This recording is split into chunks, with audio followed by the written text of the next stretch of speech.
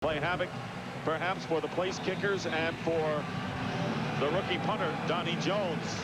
Mike Holmgren and his Seahawks have won 2 road games this year. They only won 2 all of last year, and the Seahawks getting the ball first. Maurice Morris returning the opening kickoff from a yard in the end zone, brings it out to the 23-yard line, where the Seahawks will go to work. Matt Hasselbeck coming back home from nearby Westwood, Massachusetts, has not thrown a pick in the last 88 attempts. And to take a look at the Seattle offense, which has that great running back and good receivers. Well, they really do, Dick. Yeah, that offensive line anchored by Walter Jones, their left tackle. They're going to play a key role in this game, opening up some holes again for Sean Alexander. From the 22-yard line, and Alexander goes in motion to the left. And Hasselbeck will throw on first down if he can find anyone. He can't, and Willie McGinnis got to him first. You never have that much time to get rid of it, and a loss of 5.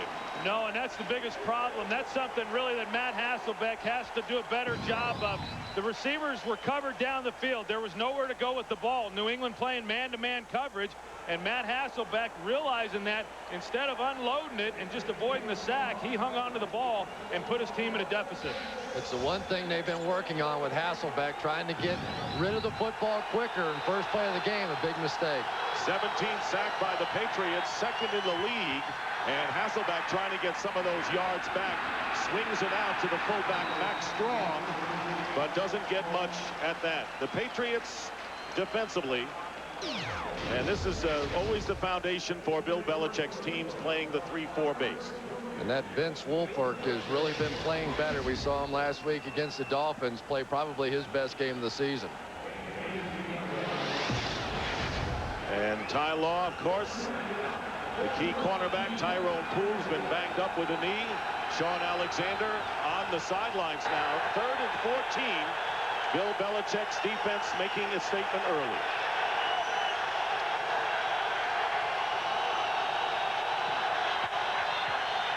Hasselbeck getting rid of it, and the pass is caught by Corin Robinson, who has been plagued by drop passes last week. Gets 18 yards, silences the crowd with a first down. And you've got to think that's a huge catch for Corin Robinson. Had a couple of drops in the game last week, and people are really starting to get down on him a little bit. I think he leads the National Football League with most drop passes.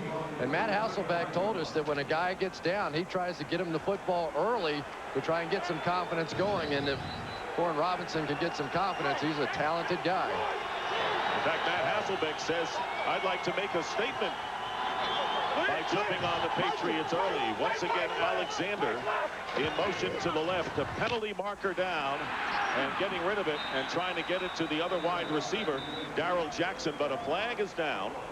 Good pressure that time from Richard Seymour, and this one will go against the Seahawks. Terry McCauley, the official, referee, and his crew today.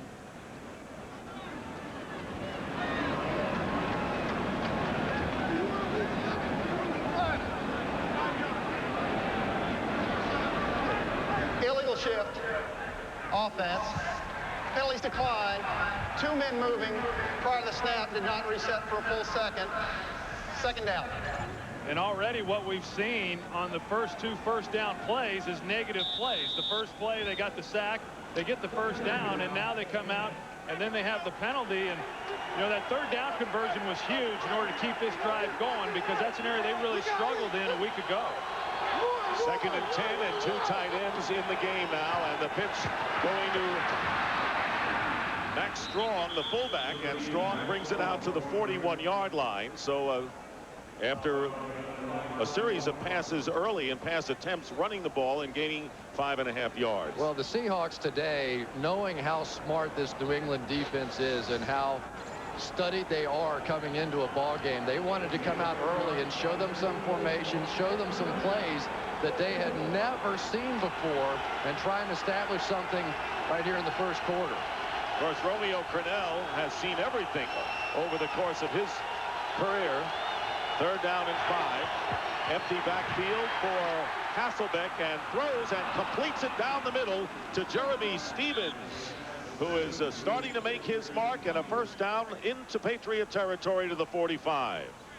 Well, and Jeremy Stevens has really become a big weapon for this football team. They've been waiting for him to emerge, and that's what he's been able to do here over the early part of the season. He's working the interior part of the field, and Hasselbeck doing a great job of sliding to his left and finding him. He did, however, have Maurice Morris up the right sideline. We saw him motion out, go to an empty set. They turned him loose. Could have been a big play. First down on the 44, and here is Alexander looking for running room, but no hole develops. And Willie McGinnis, the outside linebacker, making the tackle. 2-yard pickup for Alexander, who had a season's high 150 yards in last week's loss to the Rams. Yeah, that was his third best of his career, and the first time since 1993 that the Seahawks had a 150-yard rusher and lost a football game. Of course, the game such a devastating loss against the Rams that they really had secured in the fourth quarter. 2nd and 9. Deep drop for Hasselbeck, and tries to go outside to Corin Robinson, makes the reception for a minimal gain of 2 yards, bringing up 3rd and long on the 41 of the Patriots. You know, as we take a look here at Matt Hasselbeck, of course, he's come back home. He grew up here in the Boston area. Everyone was a little bit concerned as to how he was going to be able to come in initially in this game and how he was going to be able to play. A lot of times you get in front of your home crowd, the emotions overwhelm you, and you come in a little overexcited and you start turning the ball and missing guys. He's been very calm and collected so far in this first drive. And he seemed very calm when we talked to him yesterday. 9th play of the drive. 3rd down and 7. And the pressure is on. The ball is tipped and intercepted. Interception by Willie McGinnis. Richard Seymour got the pressure and deflected the pass. McGinnis took care of the rest, romped 27 yards, and the Patriots threatened in Seattle territory. And the one thing that Mike Holmgren and Matt Hasselbeck did not want to see today is turnovers. We talk about all the teams that come in here, the Peyton Mannings and all the teams that do such a great job not turning the ball over, and somehow the Patriots make them look bad. Trying to throw the screen back to the left side, Seymour just tips it right up in the air, and McGinnis with a huge play. Well, how many times have we seen this during their win streak? That's an opportunistic defense, and they take advantage and they capitalize on the mistakes. Ball gets up, McGinnis finds it, and comes down with the interception. Only the 4th turnover of the year by the Seahawks, and the quick out to David Patton on first down, and Patton will get inside the 20 to the 17. Ken Lucas making the tackle, and a 9-yard first down play for the Patriots. So Tom Brady, like Matt Hasselbeck, a 6th-round draft pick, and Brady, of course, with 2 Super Bowl wins. And the rest of that offensive team limited in the wide receiver area. But, of course, Corey Dillon starting today despite the injured right foot that knocked him out of last week's game. 2nd and 1, and the pitch going to Dillon. First down inside the 10. Corey Dillon, a native of Seattle who played at the University of Washington, picks up 9 more for the Patriots. Well, and this is just an element that Corey Dillon gives this offense that they lacked last year. The offensive line does a good job of getting guys moving, but Corey Dillon is a downhill physical runner, and once he gets space, he's going to run some people over, and he's looking for contact, and he's going to pick up yards as he does here. He's been a great addition to this ball club this season. Corey Dillon coming over from Cincinnati in a trade which now appears to be a steal for New England. And here is Dillon changing direction, getting close to the goal line, and stopped 2 yards shy. And once again, it was Ken Lucas, the strong safety, after a 7-yard gain. And that was a play that the Raiders used to run a lot with Marcus Allen, where you make the toss one way and the back never intends to go that way. He simply cuts back against the grain. They're trying to take advantage of Seattle's speed on defense. Watch the interior linebackers take off as soon as they see the toss, and then Dillon just cuts it back the other way. It's down right next to the goal line. Meanwhile, the Seattle Seahawks are the only team in the NFL who have not allowed any points in the first quarter this year, and that is in jeopardy. The handoff to Dillon. Dillon to the goal line, no signal, and stopped short by the closest of margins, and that will bring up 3rd down and goal. Well, that's such a great weapon down there when you've got a big physical back that likes to run north and south, as you've got in Corey Dillon. And I would certainly turn around and hand him the ball here. Of course, Daniel Graham, their tight end, has gone 5 consecutive games with a touchdown. Play action here could work very well also. And Mike Vrabel, the linebacker, is checked in. It doesn't matter because Dillon goes over for the touchdown. Patriots quickly capitalize on the Seahawks turnover and take the lead.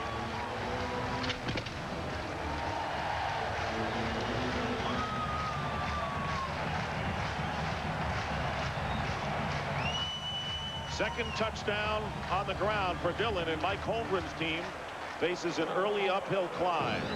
Well, I'd say Corey Dillon's foot's okay. It was widely reported that Dillon did not practice on Friday, where in fact he did. We were at the practice.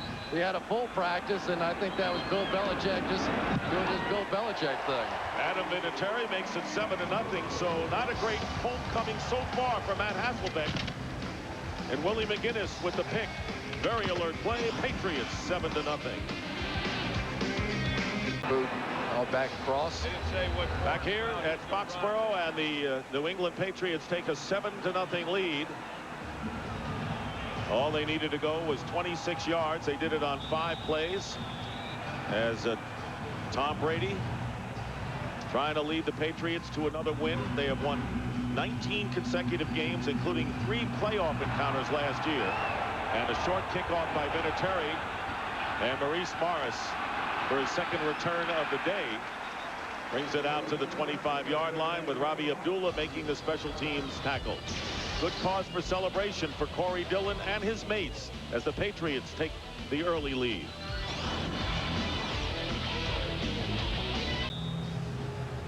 You know, these fans in New England have to be deflated at the plight of the Red Sox, who are down 3-0 to the Yankees. And if anything could give them a big boost early, it would be the Patriots starting out quickly. And the Seahawks first down from the 25, trying to turn the corner to no avail, is Sean Alexander. Well, it's great to be back with you guys, and also great to be back with Pam Oliver. Great to have you here, Dick, too. It's a full circle kind of day, no matter how you slice it, for Matt Hasselbeck. He grew up just down the road from where we are now. His parents still live in the same house that Matt and his younger brothers grew up in. They were so crazy about the Boston Red Sox, they erected their little mini monster in the backyard. And for Matt to be coming back here, he said, is a great thing. And to represent the road team today, yeah, maybe, Dick, but he's trying to make this a happy homecoming as well. And he's got to come out of a 7-0 deficit to do it, and he finds Max Strong for the first down as the Seahawks move the chains, which they did in the first series, but mistakes and penalties really did them in. Yeah, just an unfortunate tip ball that created the interception. But Matt Hasselbeck, in my opinion, has really come into his own. He had an outstanding year last year. Of course, he threw for over 3,800 yards and 26 touchdowns, and he's really picked up this year right where he left off, and he's on to great things. He knows the difference in his game right now is he's got to start winning some championships. And making good decisions, that's number 1. And this one thrown toward the sideline to Sean Alexander. But once again, Patriots are doing something right defensively, and that is upsetting Mr. Hasselbeck. Yeah, one of the problems that Matt Hasselbeck is going to face, as every quarterback does when you play against the Patriots defense, is these corners and linebackers are so physical at the line of scrimmage that you don't get the typical type of timing route that you would see in the West Coast offense. In other words, you drop back 1, 2, 3, 4, 5, you release the football, and your wide receiver's not there because they've redirected these receivers at the line of scrimmage. And I think that's what's creating some of the frustration on his part right now, is these receivers aren't coming back to him. Maurice Morris off the left side and diving to try to get the first down, maybe short by a half a yard, does not get out of bounds as Roman Pfeiffer and Rodney Harrison combined to make the tackle. Nearly 9 yards on the play. Seahawks, as we mentioned last year, won only 2 road games, but they're off to a 2-0 start, and when they make a road trip, it is a long road trip. Well, and they certainly had a long one to come out here to Massachusetts and play in this one, and surprisingly they didn't fly in until yesterday. Normally when they travel that many time zones, they come in on Friday. Holmgren asked the team, they decided they want to come in the day before. 3rd down and 1, and a flag is down. Offense, number 37, 5-yard penalty, 3rd down. Tough penalty because you need only 1 yard, and now it's a matter of 6. Just a killer, and the Seahawks are just beating themselves right now. They're making big mistakes, and this is a team that came into this game with only 20 penalties on the entire year, and right now they're just doing foolish things. And to me, that's the biggest thing about the Seahawks that I've yet to see. They have to be able to win those big games. In the playoffs last year against the Packers, they played well, they didn't win. Against the Rams, they played well, but they didn't win. They've got to get over that hurdle. And this is one of those hurdles. No question. And New England right now has their 6 defensive backs in the game called a dime. And whatever it is, it's confusing the Seahawks, and another false start penalty. Prior to the snap, false start, offense, number 71. 5-yard penalty, 3rd down. Pro Bowl tackle Walter Jones on that occasion. Well, it's so hard to simulate the various looks that you're going to get when you're going up against a defense like the New England Patriots. They do so many different things, particularly on 3rd down. And we've talked about it. Bill Belichick is a master at presenting a look that an offense has not seen before. Has nothing to do with him jumping off sides, Walter Jones. But it is loud right now, and it is hard for him to hear. Well, Troy, they went from 3rd and 1 to 3rd and long. And Hasselbeck on the rollout, and the pass is picked off. It's intercepted. Ty Law with another one. The one thing that the Seahawks and Matt Hasselbeck was so afraid of was Ty Law running the routes better and quicker than his receivers. You just saw it there. That was Ty Law's first pick of the year, 36th career, tying him with Raymond Claiborne in Patriot annals. So this is so far a worst-case scenario for the Seattle Seahawks, who had a pretty good string, did Hasselbeck, of no interceptions. But now he's facing New England. First down on the 43 of Seattle, and Corey Dillon will go out of bounds, and good extension. Isaiah Kaczynski chases him out, losing a yard. The interception was really set up by the blitz by Rodney Harrison. He's going to come here. Asante Samuel's going to go back. So I guarantee you Matt Hasselbeck knew the blitz was coming. Rodney Harrison's not coming to the line of scrimmage for no reason whatsoever. Max Strong misses the block and really forces Matt to sort of throw it off his back foot, and Ty Law was all over it. Well, and the other part of that is Darrell Jackson, the wide receiver. He's got to come back towards the ball. Of course, Ty Law got a tremendous jump on it. 2nd down, and open on the cross is the tight end Daniel Graham. He'll be short of the first down by about 4 yards. Anthony Simmons, who had been hurt, making the tackle, as we take a look at the New England Patriots offensive unit. And Joe Andruzzi, who played for Mike Holmgren when Holmgren was in Green Bay, and of course short on receivers. Patton and Gibbons are there, but Troy Brown and Deion Branch inactive once again. 3rd down and 4. Kevin Falk is in the game as a receiver and a running back, and the pass is caught by Kevin Falk. Very valuable, versatile player, giving the Patriots a first down inside the 25, with Vieira making the tackle. And Falk really adds a new dimension to this offense. He's going to come out, and Anthony Simmons is actually going to get a hold on him as he comes out of the backfield. It's just impossible for these linebackers to try and cover up one-on-one against a running back like Kevin Falk. And talk about instant offense.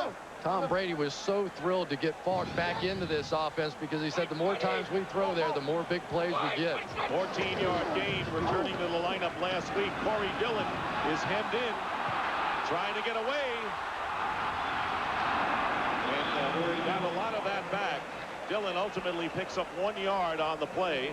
And taking a look at the Seahawks defensive unit, and pretty good defensive ends to start with, Troy. Well, that is really where it starts, Dick. Of course, Grant Wistrom picked up this year as a free agent, was with the St. Louis Rams last year, and he's been a great addition because he's brought some real energy to this defense, and the rest of these guys have fed off of him. Trufant and Lucas gotten off to good starts. Lucas with 2 interceptions last week. 2nd down and 9.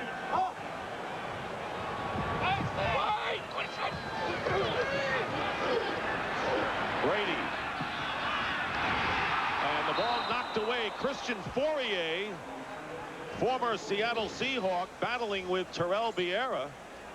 And there was some incidental contact downfield.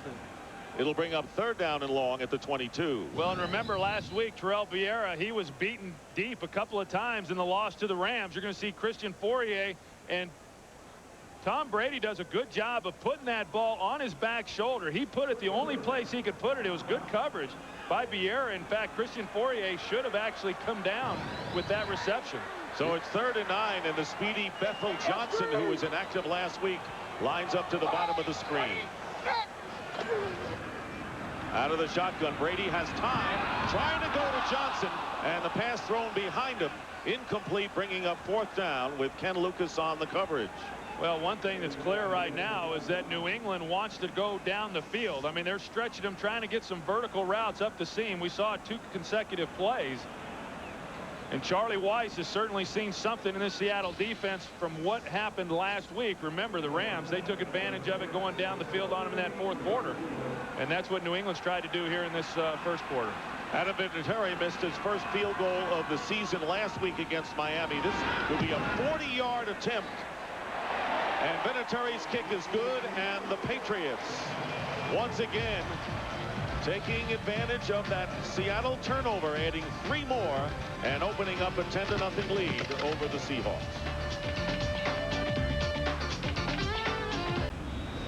Foliage time in New England. No better time of the year. Beautiful vistas, and we are right smack in the middle of it as the Patriots smack in the middle of a 10-0 run, kicking off, and Maurice Morris with his 3rd kickoff return. This time brings it out close to the 30-yard line. 19-yard return, and you've got to think that the Seattle Seahawks have to do something on this offensive sequence. The great baseball month of October continues on Fox. After this one, the Cardinals and Astros in Game 4. Astros getting that win in Houston last night. That'll be at 4 o'clock, and the Yankees will try to sweep the Red Sox. Imagine, at Fenway Park tonight, 7:30, and I wonder if Paul Revere knows the plight the Red Sox are in. The fans are great fans, never give up.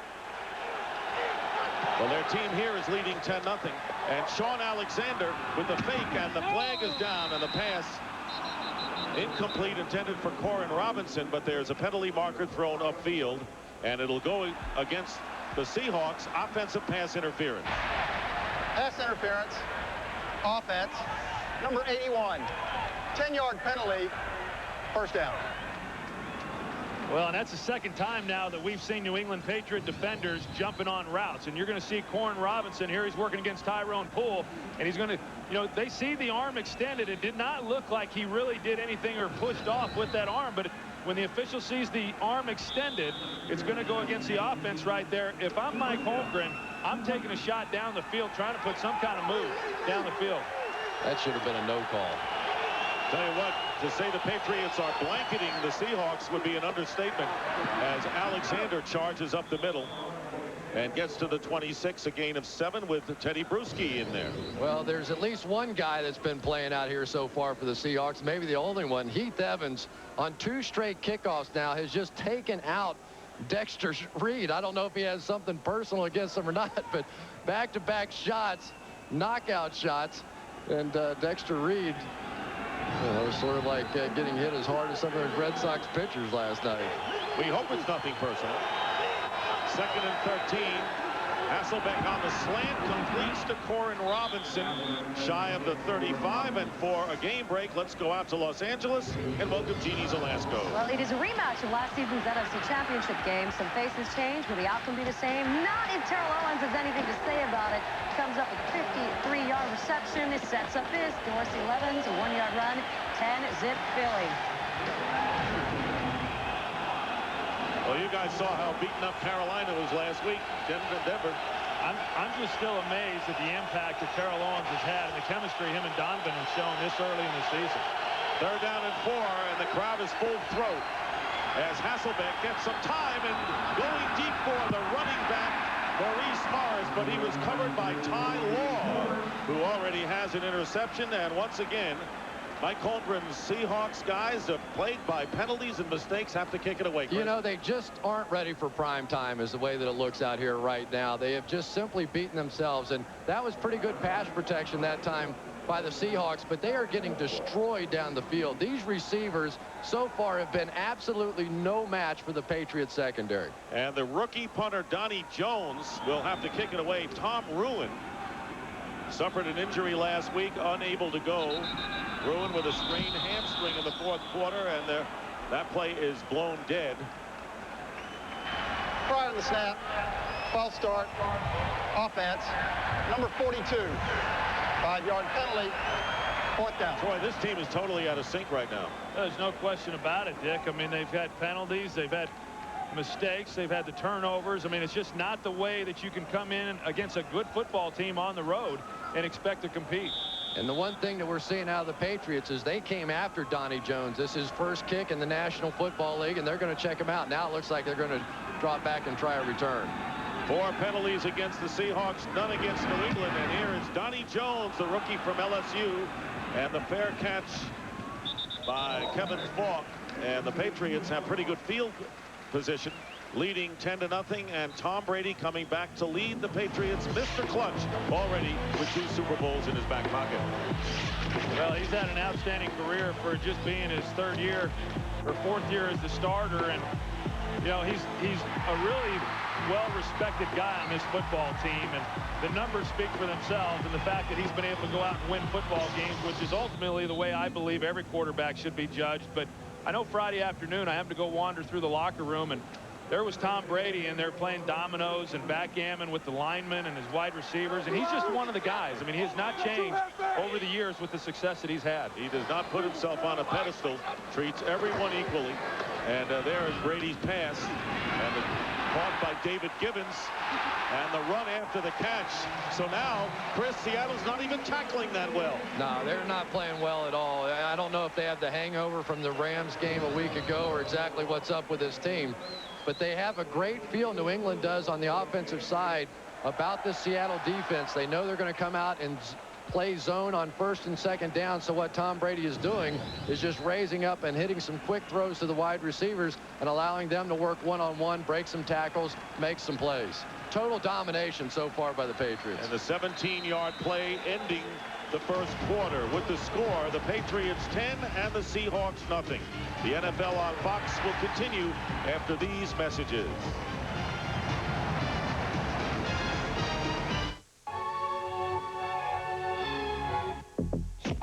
You sell to buyers in New York. Support shoppers online. And serve retail stores coast to coast. We can design, deliver, and manage your communications for all of them across platforms across America. Consider the dots connected. SBC. You're watching the NFL on. Well, you don't want to go on the road like the Seahawks are, having to face the Patriots with 2 interceptions, penalties, and sacks. And now New England at midfield. Good field position. First down. Plenty of time for Brady, and nearly dropping the pass, but holding on was David Patton. And a first down, picking up 13 to the 37. Well, they're able to pick up the first down to Patton, but they had David Gibbons going on a deep post. You're going to see him going across the screen here across the top, and there was no middle safety. Tom Brady missed that one. He's just trying to, in that situation, thinking about the first down, but here's the look. And he had the whole field out in front of him to throw that ball. You know, the difference is when the Pats have a bad play, they pick up 13 yards. And here's Corey Dillon off the left side.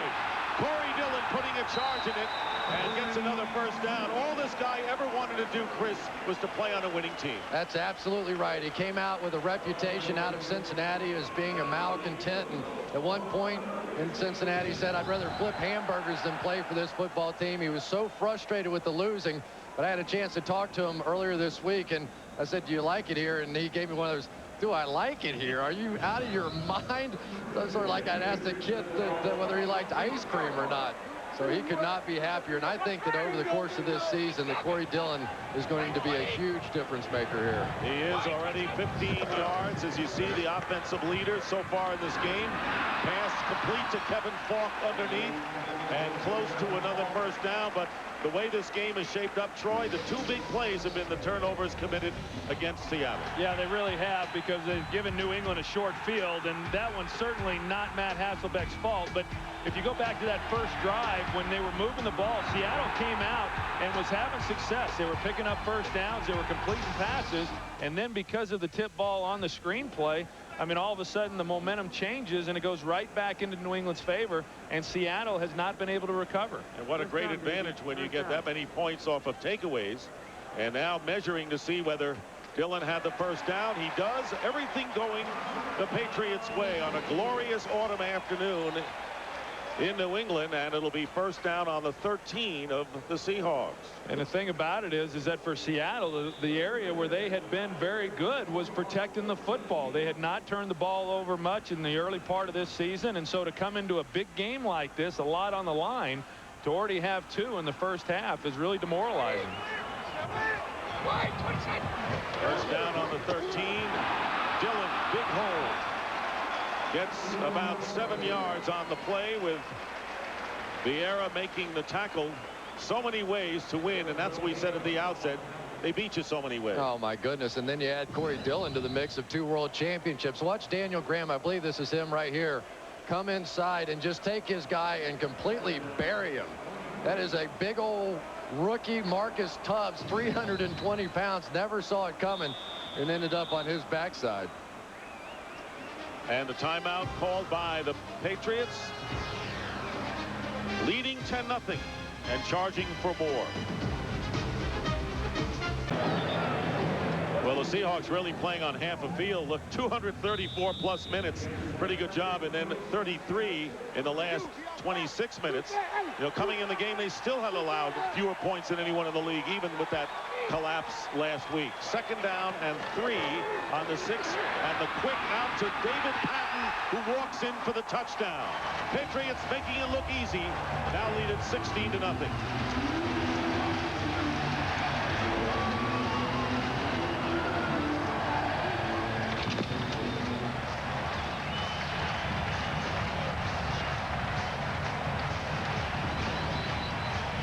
Well, you go back and you take a look. Ken Lucas, he's playing 7-8 yards off of him. Why not put the ball in Patton's hands?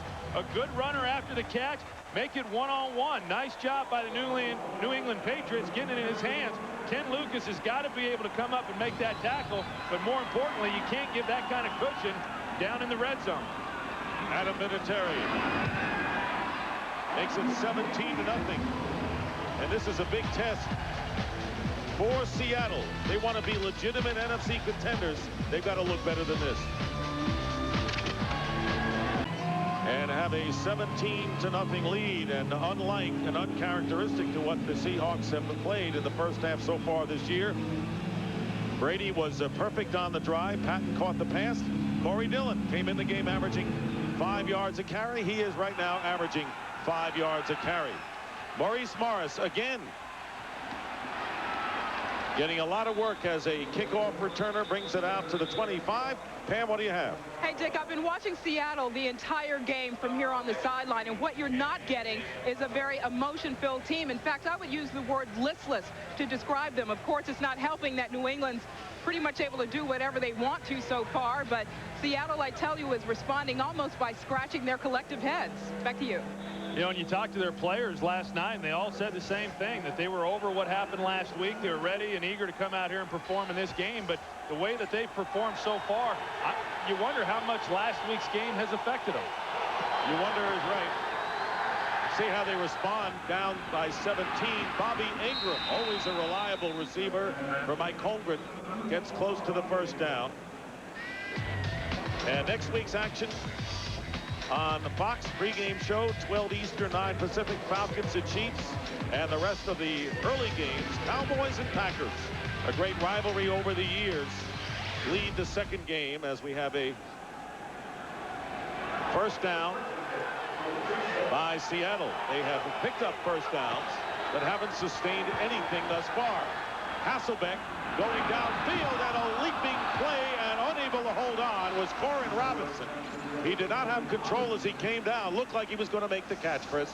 Yeah, that's the one vulnerability that we've seen out of this New England defense this year is the deep throw, and they had this one set up. Corin Robinson, for some reason, is going to try and make an overhand catch on this one, where if you just sort of stick your hands out the other way and cradle it, you can bring it back into your body. Even if you hit the ground, it's not going to be jarred loose. I just think Corin Robinson is in a little bit of a funk right now and not making very good decisions catching the football. 2nd and 10. They go to Sean Alexander. Alexander picking up good yardage on the play. And right now for a game break, let's check in again with Jeannie Zelasco in L.A. At the Meadowlands, Tim Rattay, room to move, but check out Brandon Lloyd. Wide open on 3rd and 9. It's the first touchdown in the first quarter for the Niners this season. How about that one? That would be a shocker. 3rd down and 3.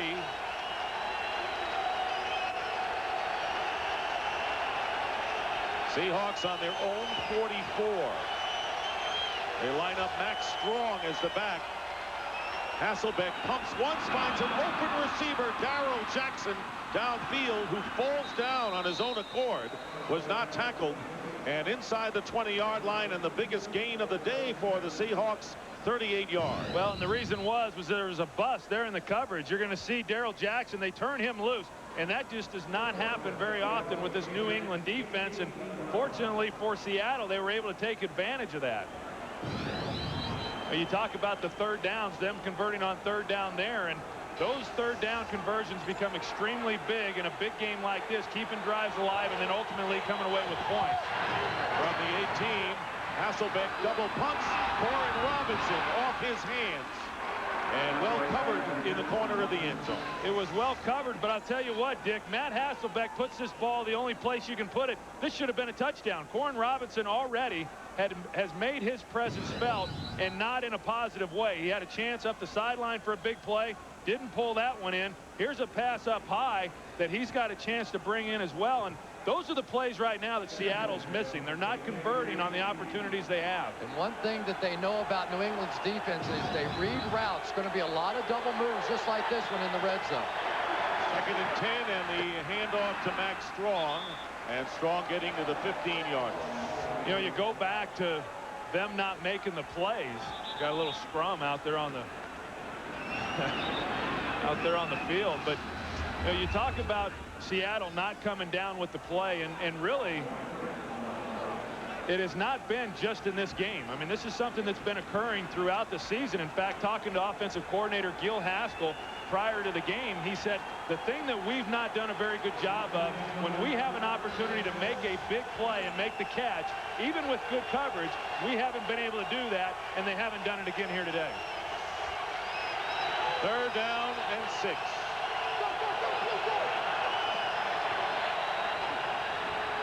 Hasselbeck has time, and the pass is caught and now incomplete. And it was nearly intercepted. Bobby Ingram fighting with Asante Samuel for the ball. Samuel had a chance to knock it away, and it goes incomplete. 4th down, and the field goal team comes in. Yeah, and I think that's more on more on Matt Hasselbeck, because you'll see the defender was over the top, and if he puts it on his back shoulder, Samuel, 22, is out in front and has position, so you can't lead then the receiver across the field.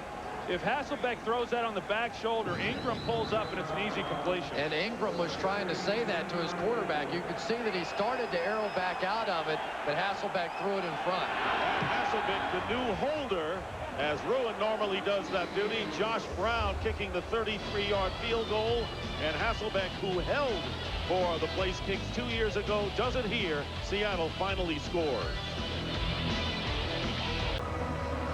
Back here at Gillette Stadium, you're watching Fox Sports, broadcasting in 720p and Dolby 5.1, the world's finest high-definition standard.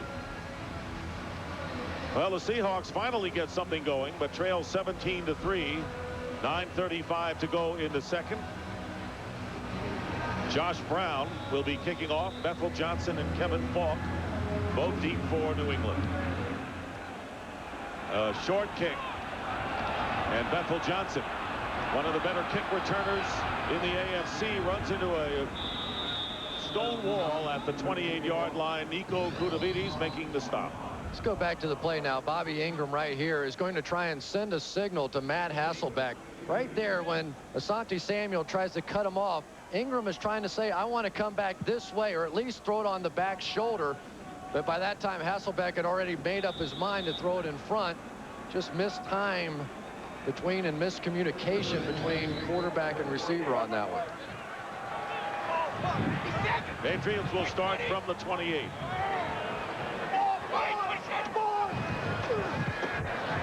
Play action.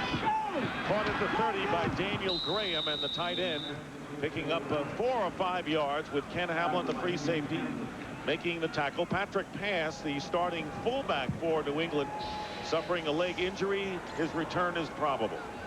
You know, you watch Tom Brady play, and the thing that's so, impressive to me watching him is that he really does not force throws. I mean, he's very disciplined in his ability to drop back and just take what the defense has given him, and we've seen that time and time again in this game.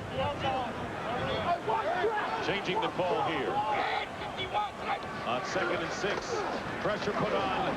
Brady gets hit, and down he goes. And very lucky that he did not lose the ball, and that might have been a fumble. A 7-yard loss, and Chike O'Keefer coming up from defensive end to get the sack. Tom Brady is going to see this blitz coming. They're going to start to bring people up this way, and he sees it, and he's going to go to the audible. And I thought maybe Seattle would check back out of it, but they didn't.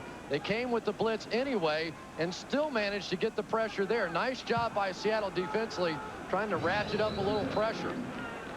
A rare 3rd and long situation for New England. 3rd down and 13. Brady with a designed rollout gets hit, but the pass is caught, and it'll be a 1st down.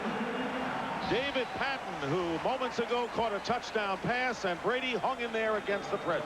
Well, a good job picking up Terrell Vieira. He's blitzing the safety for Seattle's coming off the edge, and New England picks him up.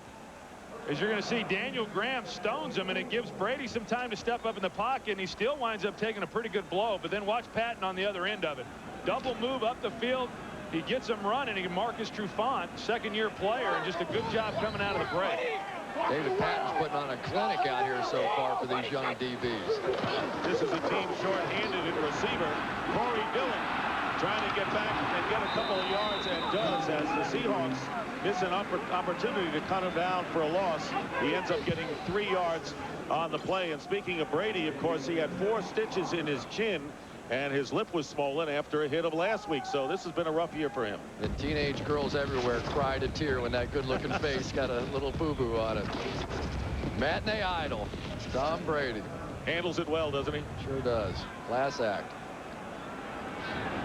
2nd and 7.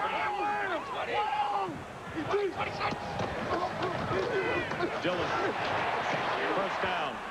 Corey Dillon gets a 1st down to the Seahawk 45-yard line. And how well is Charlie Weiss mixing the plays here? Well, I'll tell you, and how well is Daniel Graham blocking as a tight end, which he's given him the wham block, which allows the Corey Dillon to get up inside. He's on the wing, and he's going to come down, as you're going to see, and he's going to take out the defensive tackle right there, and that's what opens up the hole. And we've seen that time and time again, and he's a big guy, and he's doing a great job in the running game, opening up some holes. The other thing that does is it makes those defensive linemen tentative coming through there and rushing the passer, because they don't know where they're going to get hit from. And a lot of the Seattle defense has been tentative, as Kevin Falk, who can catch, he can block, all-round back for Bill Belichick, who called him maybe the best all-round team player I have. Charlie Weiss matching wits on the left, the offensive coordinator for New England, with Ray Rhodes, the defensive coordinator for Seattle. And you just have to wonder how much longer Charlie Weiss is going to be with the New England Patriots. A guy that can put together these types of game plans generally gets a head coaching opportunity somewhere. 2nd down and 4, and on the delay, here's Falk, tripped up and preventing The first down was Antonio Cochran with a good tackle, limiting Falk to 1. Yeah, it really was, because if Antonio Cochran doesn't make that tackle, Falk is off and running. There was nobody out there in front of him. In fact, he might even score. So a good open field tackle by Antonio Cochran. Really a big play right now for Seattle. They have to do something to turn this momentum, and should they be able to make this stop here, it would force New England to punt the football and at least have something positive. And it looks like maybe Corey Dillon, something wrong with his shoulder. Defensive player Dan Klecko is into the game offensively. He already has paid dividends this year. And here is the pass to Klecko. Klecko wide open, has the first down and out of bounds inside the 30-yard line. Bill Belichick will do that, won't he? Yeah, you didn't know he had hands, did you, Dick? Yeah, Dan Klecko, who's a defensive lineman, they put him in at fullback in short yardage situations, sometimes third downs, and you're going to see him at fullback. He comes out. They think he's going to block, and of course, why wouldn't they let him run open? Who's going to think a 270-pounder is going to be catching the ball out in the flat? I think Dan could start at wideout for Seattle. 11-yard pickup, and New England has 11 first downs. No sarcasm here, Chris. Oh, sorry. First down at the 28-yard line, but I get your drift. I think he meant it. I think you're right. Wide open, and a drop pass by Christian Fourier. He was wide open and has caught Seahawk disease with that drop, Chris. Yeah, and I tell you, you end up switching positions with Dan Klecko. You keep dropping them like that, that make you a defensive lineman. We're going to see where Brady throws it. He throws it expecting Christian Fourier to take more of the middle. Instead, Christian Fourier stayed up more in the seam, and that's why it appeared to be a more difficult catch than what it should have been. Tom wants to bring him inside, and still yet, it should have been a ball that he catches. Ball is on the 28 of the Seahawks. Second down and 10. Play action.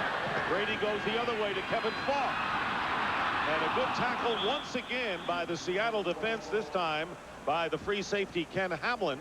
And a loss of 1 on the play will bring up third down and 11. What a huge play that time by Ken Hamlin, and maybe that can finally jumpstart this Seattle defense.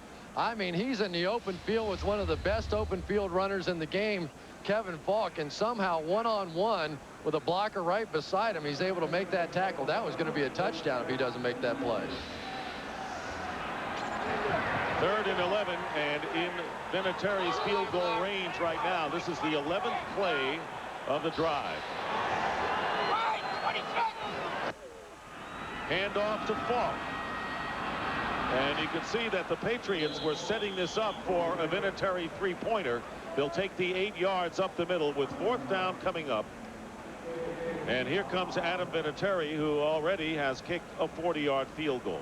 Yeah, not a bad call there by offensive coordinator Charlie Weiss. Spread them out, go to a spread offense, and then hand it off, and hopefully you're able to pick up the first down. If not, at least you get some more yards for your field goal team. This will be a 39-yarder. Holding is the punter, Josh Miller. And Adam Vinatieri, who knows what pressure is like, in a big way, kicks his second field goal of the game. And the Patriots now lead the Seahawks 20-3. Well, the Patriots get the 3 after Seattle got the 3, so it's still a 17-point lead. 3:07 remaining in the first half. And Adam Vinatieri set to kick off to Maurice Morris, who should get time and a half for all his kick returns. Overtime. He's been a busy man. Starts from the 8-yard line and seems to be getting better with age as he brings it out to the 37-yard line. Well, homecoming not only for Matt Hasselbeck but for Howie Long. After spending his childhood in Charlestown, Mass., Howie Long moved to the Boston suburb of Milford, 20 miles outside of Boston. He attended Milford High School, where he played track, basketball, and football. This is this is your life. He was inducted into the Milford High School Sports Hall of Fame in 2001. And of course, he is here today with the rest of our crew. And Howie Long, who yesterday was up there, what a great fan, in the green monster seats when the Red Sox were taking a thrashing from the Yankees. Sean Alexander on first down is knocked back after a 1-yard pickup. Good play by Teddy Bruschi. And want to remind you, as you see the gang getting ready, coming up on the Visa halftime report, JB, Terry, Jimmy, and Howie with the scores and highlights, and the Fox Sports ticker keeping you up to date with this latest in stats. How do you think Howie went from that big full head of hair, that whole 70s thing look, and to the crew cut? You know, you read my mind. Usually you go the other way, right? You go when you're a kid, you have the crew cut, and then you get a little hipper as you go. He sort of regressed. Yeah, I didn't recognize him without the crew cut. You guys are picking on Howie. Because he's across the parking lot. We can afford to. And Corin Robinson drops another. He had 6 drops in the season coming into this game, and that would have been a first down into New England territory. But he could not hold on. Dick, it's just absolutely deflating for a football team, demoralizing in that regard, and that when you get a chance to pick up a first down and get a play against an outstanding defensive football team and to continually have drop balls, it just takes all the air out of the sails for an offensive team. He had a drop in the 4th quarter I thought cost his team the ball game last week, and he's not watching the ball. That's 2 already in this game, so it's 3rd down and 9, and Hasselbeck in traffic, trying to get out and make something out of nothing, and Bobby Ingram with the catch to the Patriot 49, and that was a terrific play by Matt Hasselbeck. You know, absolutely remarkable. Every once in a while you see something out of Matt Hasselbeck and you see greatness. On a play like that, that was Matt Hasselbeck at his very best and potentially great. 2-minute warning. What a magician.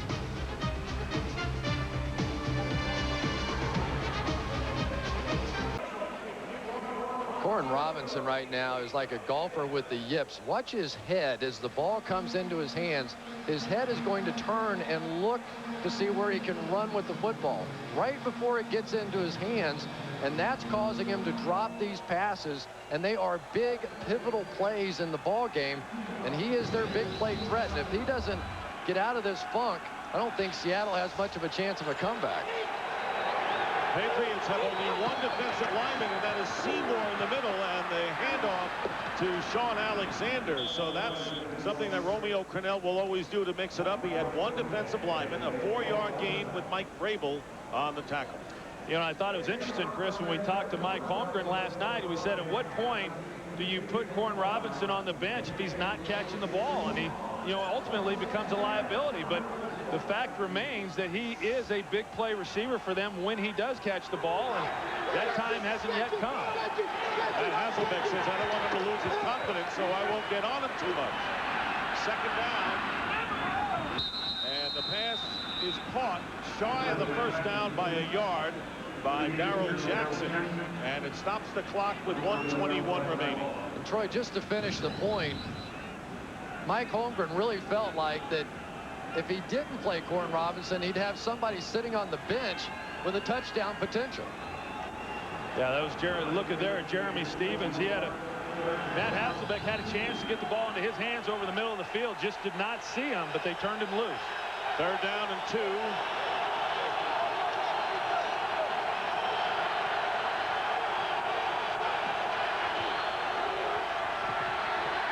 Hasselbeck completes the pass, 1st down to Jeremy Stevens. Well, he didn't catch him then. He's got him now, and a 13-yard gain and a 1st down and a timeout called by the Seahawks. They're still looking for their first touchdown of the game with 1:10 remaining in the first half. Each team has 2 timeouts left, Troy, and I think it's imperative for Seattle not to get into the intermission down 20-3, considering where they have the ball. Well, they are in field goal range right now, but they cannot be thinking field goal at all, and I know that they're not. They have to come away with a touchdown here with 2 timeouts, a lot of time. They can still put the ball down the middle of the field.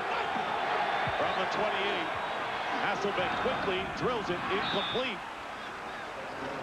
And that time it was Stevens, the tight end. You know, it's really amazing. They're just not making plays, and they're making mistakes. This is a better football team than this. You could watch them in any one of their first 4 games. They're better than what they're doing. The yardage in this game is exactly the same, 167, 164, and yet it's the mistakes, it's the nervousness, it's the hangover from the Rams game. I don't know. It's something, but this is not Seahawk football. Well, yards the same, so is the time of possession practically. 2nd and 10.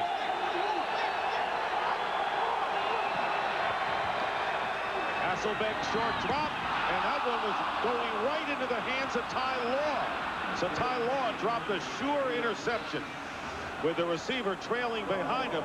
Darrell Jackson not even that close.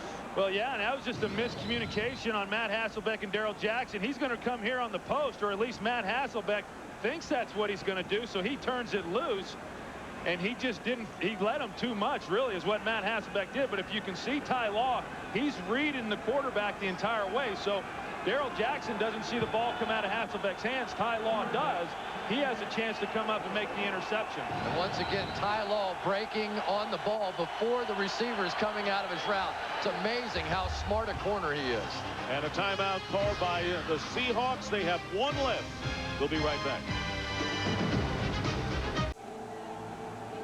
Well, the Patriots taking advantage of 2 turnovers. Interception by Willie McGinnis, and then by Ty Law, moved out in front 10-0, added another touchdown.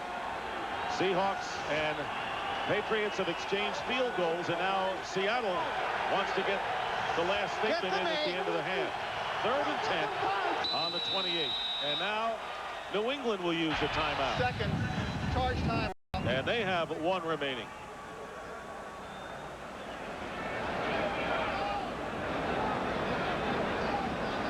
And baseball, of course, coming up after this game. It'll be the Cardinals and the Astros. Jason Marquis, Roy Oswalt will be the starters, as Roger Clemens won a big one yesterday. That's game 4. Game 4 as well tonight at Fenway Park, as the Red Sox try to stay alive, trailing the Yankees 3-0. That's Fenway Park, about 30 miles northeast of here. Yeah, and I thought I was going to get a chance to see it. In fact, both of us, Chris, we thought we were going to get a chance to see it for the first time Friday night. I went Friday night. Yeah, you went to see your old friends, but you didn't see the baseball game. I saw Joe and I saw Tim.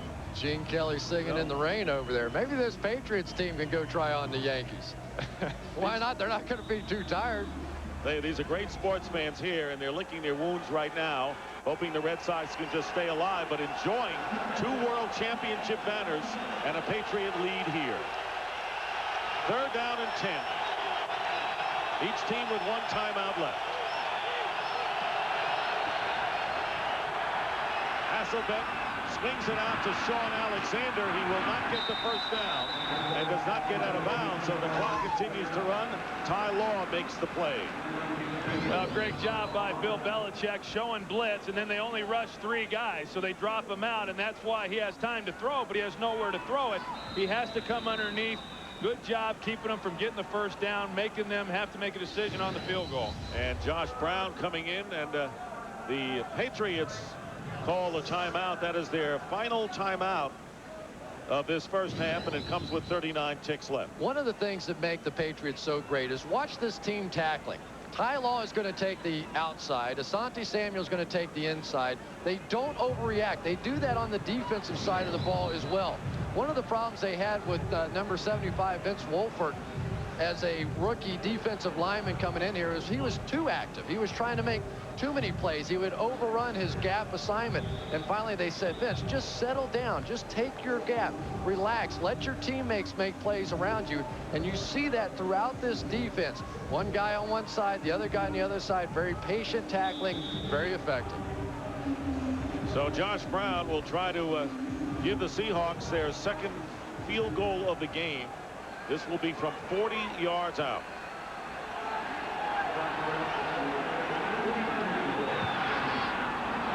And Josh Brown's kick is good, and the lead now is 20-6 in favor of New England with 34 seconds left in the half.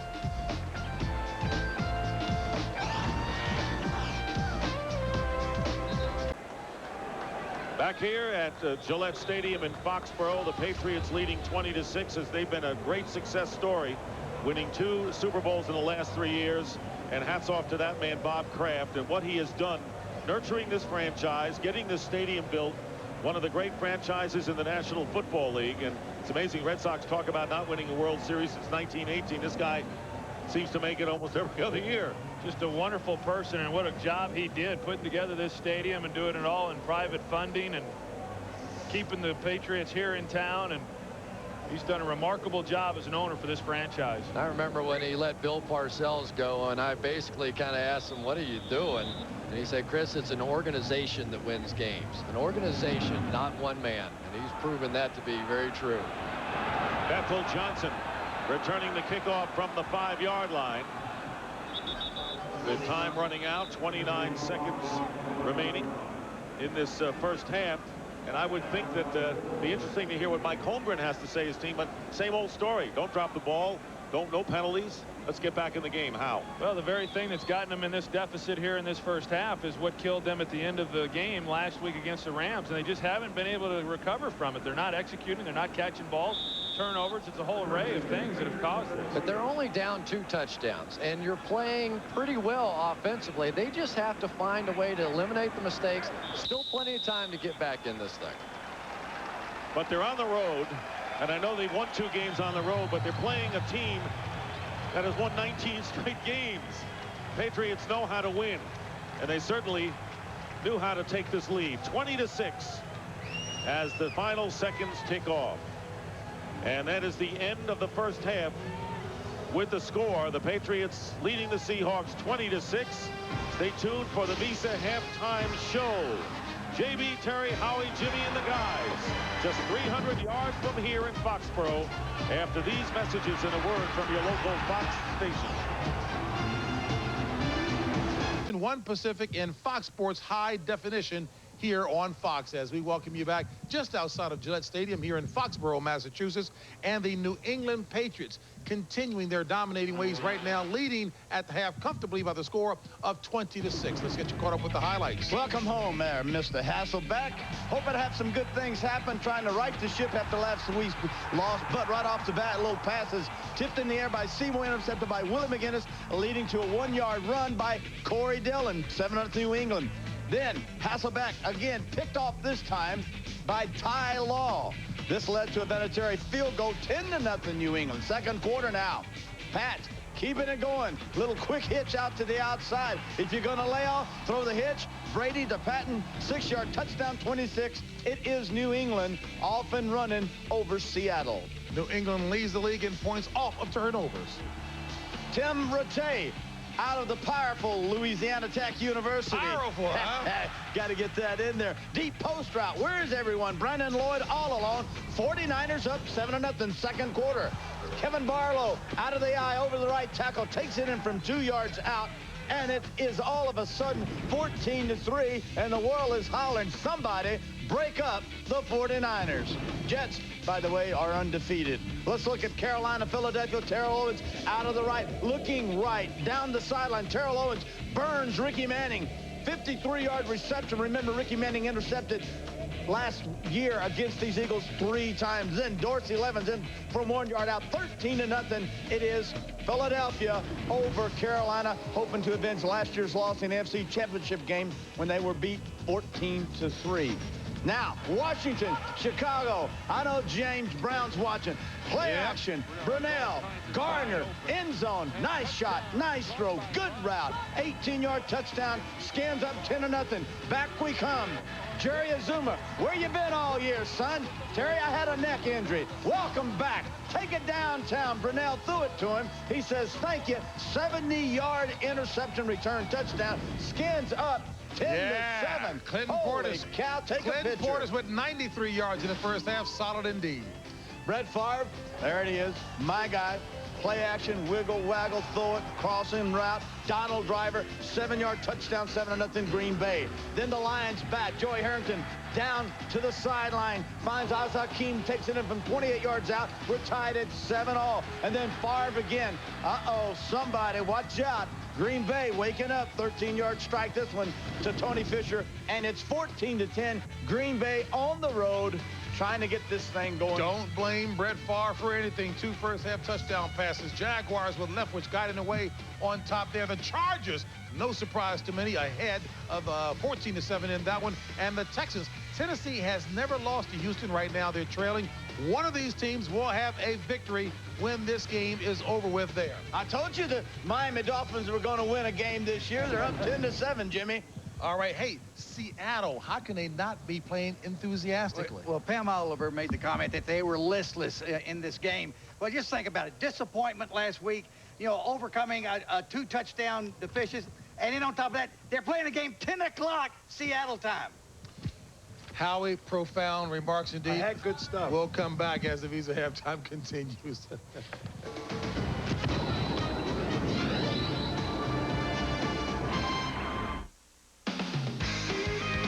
Visa, proud sponsor of the NFL. Get ready for the game.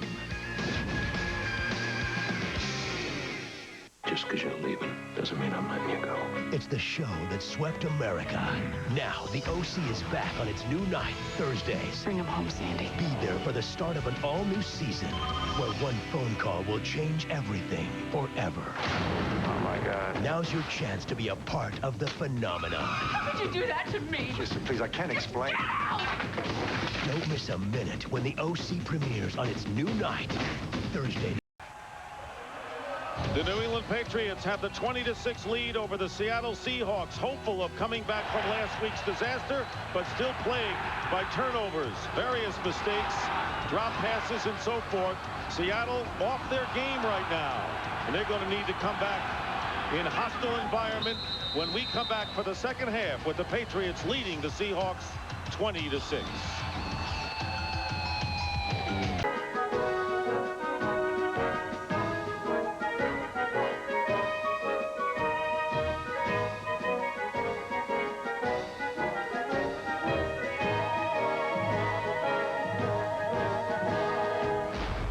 We all, of course, remember the Minutemen, but the Patriots have been 30 Minutemen in opening up a 26 lead over the Seattle Seahawks as we get set for the start of the third quarter. Looking at the halftime statistics right now, and the turnovers and the points off the keys. Yeah, and that's really the big key of this game right now. Everything else is pretty much even. It's the turnovers, it's the drops, and the penalties. So far, New England has not had any penalties in this game. And our fantasy stats right now. And there you see the numbers. And for the latest in fantasy stats, log on to foxsports.com. You know, this New England defense just has a way of making offenses look bad. You think back to the Indianapolis Colts in the playoffs a season ago. They came off that great game against Kansas City. They never had to punt in the ball game at all. Then they come in and just look terrible against this defense. And the amount of pressure and the intelligence of the players on the defensive side, it just makes a difference, and offenses look bad. Chris, I don't think the Seahawks have seen anything like what their Patriots are showing so far on the defensive end. Bethel Johnson trying to turn the corners, got terrific speed, and Johnson going out of bounds as we check in with Pam Oliver. All right, Dick, as the Seahawks try to make it a ball game in the second half after a mistake-filled first half, Mike Holmgren told me he thought his team came out jumpy, that perhaps the magnitude of the game sort of got to his team. He said, we have to come out, play smarter, relax, get good field position, get some stops to try to be in this ball game. Back to you. Thank you, Pam, and pretty honest appraisal from Mike Holmgren. And I would agree with him 100%. That's exactly what I saw as well. I agree with him, but I don't think that that's something that should be happening to this football team. It's a playoff team from a year ago. They've played in some big games. They've got to learn how to handle those situations and come out ready to play. Patriots from the 26-yard line, and there is Brady gets hit as he unleashes it. And coming on in was Brandon Mitchell. Pass incomplete. And Chris, you touched on it a little bit earlier when you said that it's only a 2-possession game. They're only down 14 points. That very easily could have been called, or should have been called, hand to the helmet. I've seen a lot lighter than that go for a penalty, but you talked about it, and they are very much in this game still. They've got to play better than what they have. This becomes a very big defensive possession for the Seattle Seahawks. 2nd and 10, handoff to Corey Dillon. And Dillon picks up about 3 yards. 3-yard gain for Corey Dillon, who has picked up 54 yards, averaging nearly 5 a clip. And what did Tom Brady say about Corey Dillon? I thought he summed it up great. He said, that's a big piece of flesh right there. And it is. He comes at you, and he runs so hard, and he gets down so low. Just a punishing runner, but has the nifty moves to break the big one as well. Patriots making the most of their possessions. scoring on their first 4. 3rd down and 7. David Patton moving to the outside, and pressure again on Brady, and Brady lets go and has Dillon underneath, but well short of the first down, and Antonio Cochran putting the pressure on. So it looks like, at least early on, the Seahawks are getting a better pass rush. Well, they were able to get a better pass rush, yes, and Tom Brady does a nice job of sliding up in the pocket, but really a big 3rd down stop right there. The Seattle Seahawks had not done a very good job in the first half. New England was converting 60% on 3rd down, but to come out here on the first possession and stop them and now put the ball back in your offense's hands, that's a good start for the Seahawk team. Josh Miller, 3rd in the AFC in total average, and Maurice Morris is back deep. Good kick. Morris stumbled and then gets hit at the 16. So not only a terrific punt, but great coverage, and Gerard Sherry makes sure Morris wouldn't go anywhere. 52-yard kick, but the Seahawks have an opportunity to start a comeback. New England Patriots in front 20-6. Patriots looking for their 20th straight win and looking to tie a record for most consecutive regular season victories at 17. Matt Hasselbeck, and the pass floating incomplete. Darrell Jackson trying to come back for it, and it's 2nd and 10. And Matt Hasselbeck there was looking for Jeremy Stevens, but Teddy Bruschi is really the most complete linebacker on this defensive team. And as you see, he comes back and gets underneath the throw, forcing Matt Hasselbeck to get off of him and then go elsewhere with the football. And Matt Hasselbeck thought that he had an opportunity, but good coverage there by New England. Sean Alexander with the carry. Alexander with 6 carries, 21 yards, only 3.5, and that was Richard Seymour bringing him down after a pickup of 2. One of the remarkable things about Richard Seymour is here's a guy that's 6'6". We already saw him tip the screen pass earlier, but how low he plays. When you talk to some of the offensive linemen around the league, they just have never seen a guy that tall that is able to maintain that low leverage underneath their pads and make plays. Just a fantastic effort that time by Richard Seymour.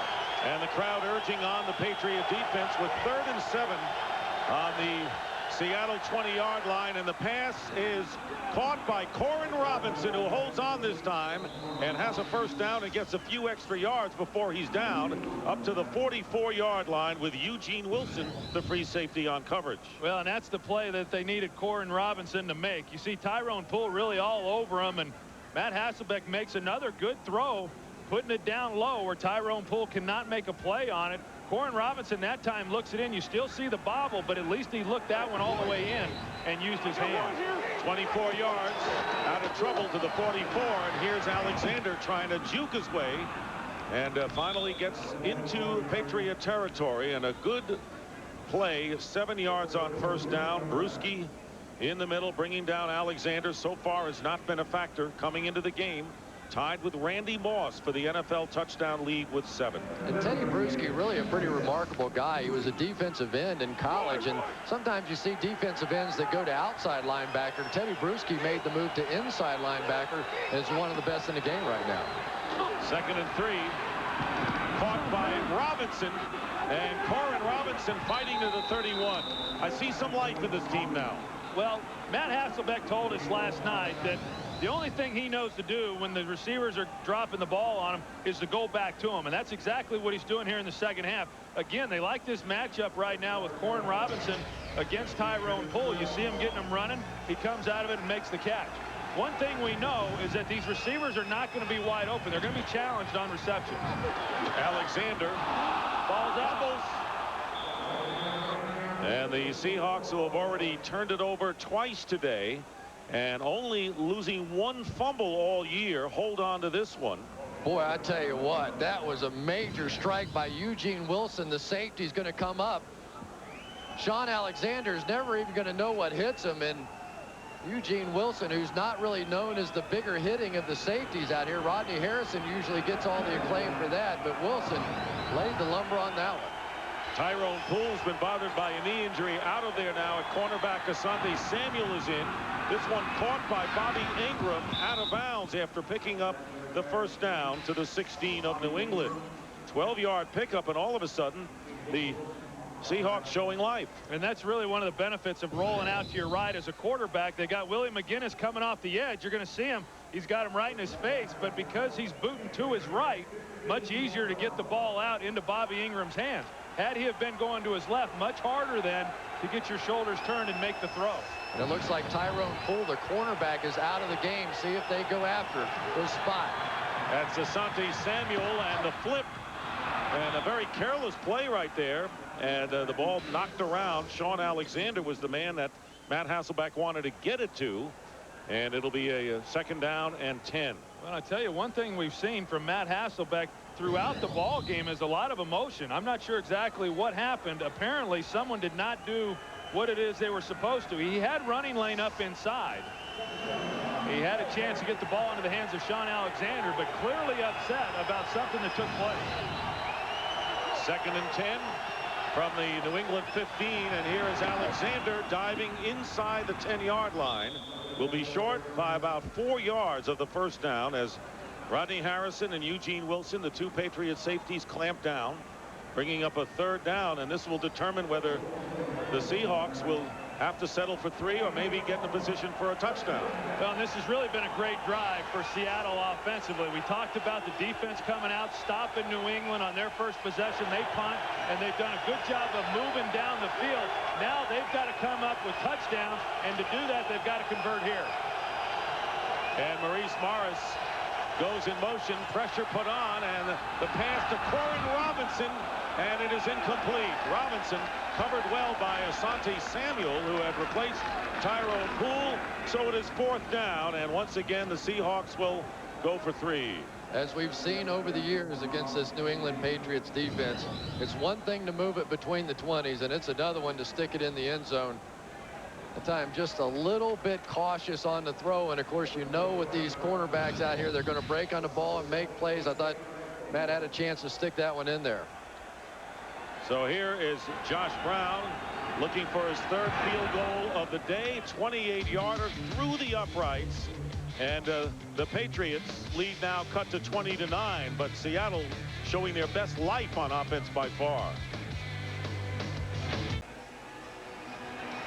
Well, today's game is being seen around the world on Armed Forces Television, and we want to send our very best wishes to the men and women of the 415th Base Support Battalion in Kaiserslautern, Germany. Glad you're aboard, glad you're watching, as the Patriots lead has been cut to 11, and in their 19-game winning streak, most of their games have been close games. They've won by an average of a little more than 9 points, so they haven't been rolling over people at least. But they win, and that's the key. They get the W's. Bethel Johnson returning the Josh Brown kick for New England up to the 32-yard line. And with just under 9 minutes remaining in the third, Tom Brady comes back to work, and we will too in just a moment. Talk about beautiful states. There's one right there, the Green Mountain state of Vermont. I had that license plate made up before this game. How did he know, or how does he know? First down, Corey Dillon. Tripped up, picking up 1.5 yards on first down as we check in once again with Pam. Hey, Dick, Tyrone Poole has been sitting on the bench. Hasn't been a whole lot of attention from the training staff. The medical staff did, however, put some ice on his right knee a moment ago. Poole missed action last week because of a knee injury. The Patriots say his return today is probable.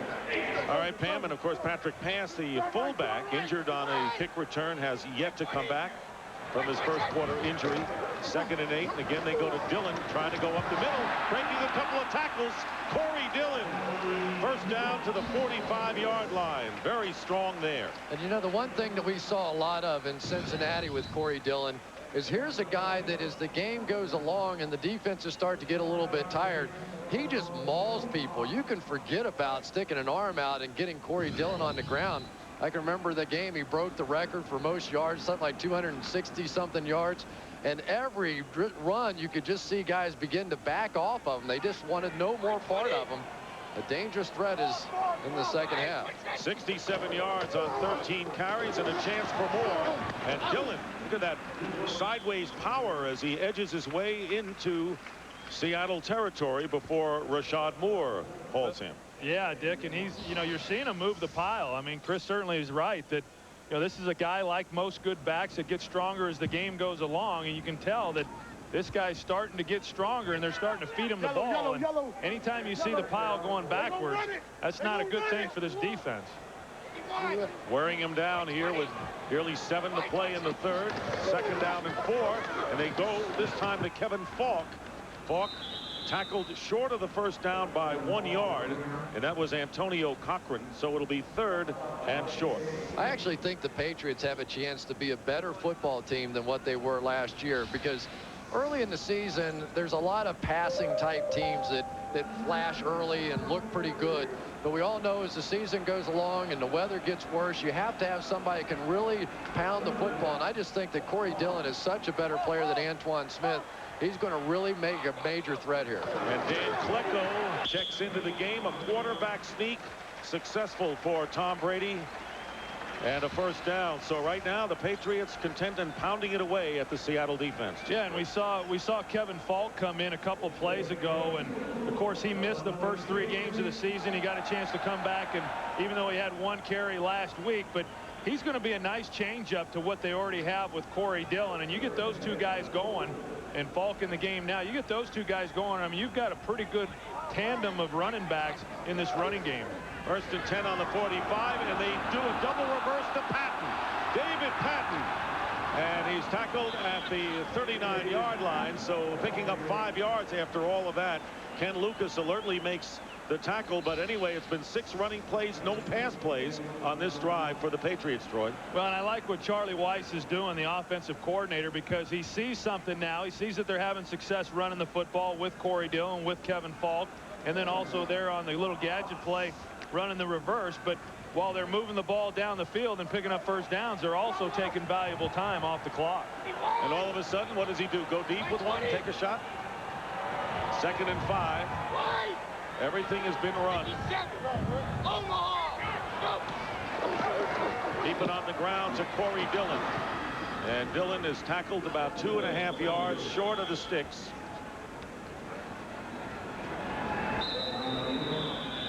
With 3rd down coming up. So again, a 3rd down play, and one of the Seahawks is shaken up. Anthony Simmons, who has been bothered and injured with a strained shoulder. Thought that maybe Tracy White would start if Simmons couldn't go, but he's hurt right now and will take a timeout. Dick Stockton along with Troy Aikman and Chris Collinsworth, and a big 3rd down play at this juncture. If Seattle wants to have more comeback visions, 3rd down and 4, and on the hard count, no flag is down, and now they throw a flag, and the pass dumped off to Daniel Graham, and the tight end will have more than enough for the first down pending the penalty call. Tripping offense, number 72, 10-yard penalty, 3rd down. And that's Matt Light, the left tackle. So that is the first penalty of the day called against the Patriots. And it's really a big one right now. Seattle looking for anything to try and get themselves jump started here, and Matt Light, who was struggling with that same inside move last week against Jason Taylor, clearly just reaches out and trips him. But Tom Brady, I think, just looks so great in the pocket. I mean, he's a guy that's going to stand down there. He keeps his eyes down the field and has that little move within the pocket, a little like Dan Marino. He's not a fast guy, but able to find those throwing lanes. 6th round pick who made it big. 3rd down and 14, and thrown underneath to Robbie Abdullah, who is stopped at the 40-yard line. So Abdullah, who scored his first career touchdown last week, 7th year in the league, tackled by Kazavensky, bringing up 4th down. You know, Chris, and I think when you talk about Tom Brady and what they've done today, and even last week offensively being able to score some points, they've been doing it the last few weeks without their leading receiver Deion Branch from a year ago and their 3rd leading receiver Troy Brown. They've had a lot of different receivers coming in and out of the game, and yet they've done a good job of finding ways to move the ball. Josh Miller. Bobby Ingram back. Fair catch. right at the 10-yard line. Well, our boys in the stadium, they are in the house. Terry Bradshaw and Howie Long have come in the house to view things from the sideline. 20-9, favor of the Patriots. Hey, your old coach is on the sideline again. Yeah, that's where he's most comfortable. He should still be on the sidelines with some teams. Don't tell him that. He wants no part of it. I think that guy's as happy as he can be. The Patriots have the Seahawks backed up to their worst starting field position, the 10-yard line. Leading by 11, 3:39 remaining, third, and they want to go up top. Corin Robinson, and he makes the reception. Robinson with the catch. So all of a sudden, after dropping a couple, he has made some big catches, and a flag is down. That would be a 31-yard play. And they're going to get Corin Robinson for taunting. So he makes a great play and then spikes the football, I guess, in the face, which is something that they've really been harping on this season. After the play, unsportsmanlike conduct, taunting, offense, number 81, 15-yard penalty, first down. And that really shows that you're not used to this theater and this arena in these kind of games if you do that. Well, it just shows that you have no self-discipline. And for a guy who's been struggling throughout the first half, and then to come into the second half and make the plays that he's been able to make. And I just don't get that one, though, Troy. Do you think that's taunting when you take the ball and you spin it on the ground? He didn't do it in anybody's face. Well, if he didn't do it in someone's face, they wouldn't have called it. I mean, obviously that's what they thought that he was doing, because that's the rule. You know, if you do it in the face of somebody or to try to show up an opponent. Unless there's somebody lying on the ground right underneath there, and maybe there was, and we just can't see it from that shot. Just walking back to the huddle and spinning the ball shouldn't have been a foul. Sean Alexander off left tackle.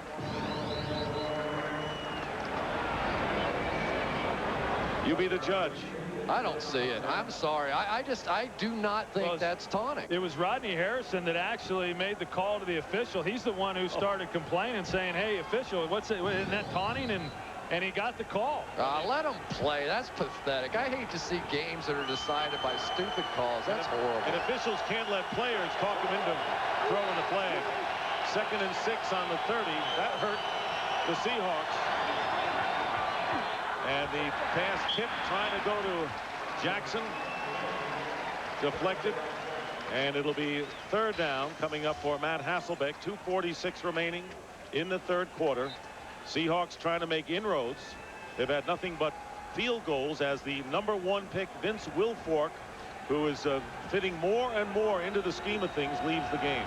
Well, one thing that Seattle has done a very good job of today that they've not done all season is they've done a really good job converting on 3rd down. They need 6.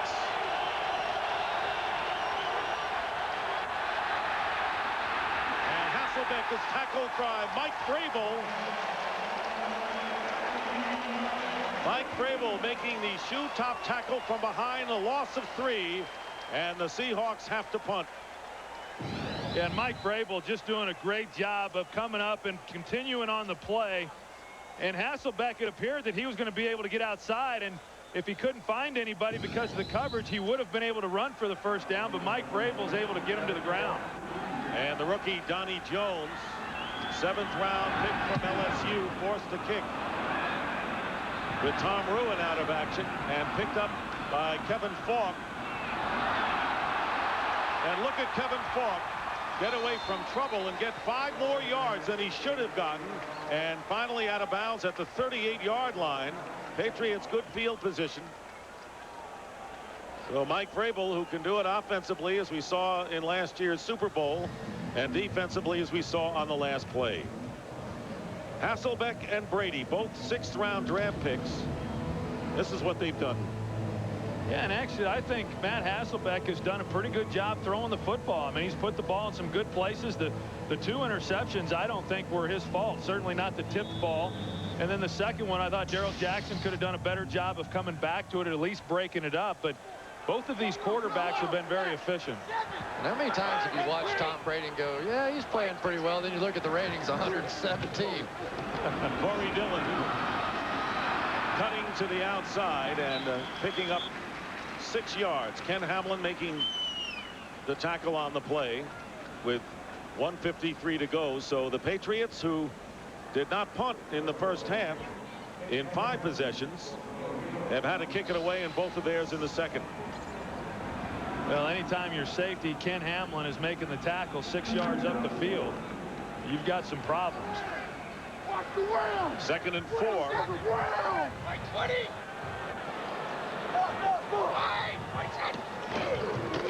And here's Dillon. First down. Corey Dillon diving close to midfield.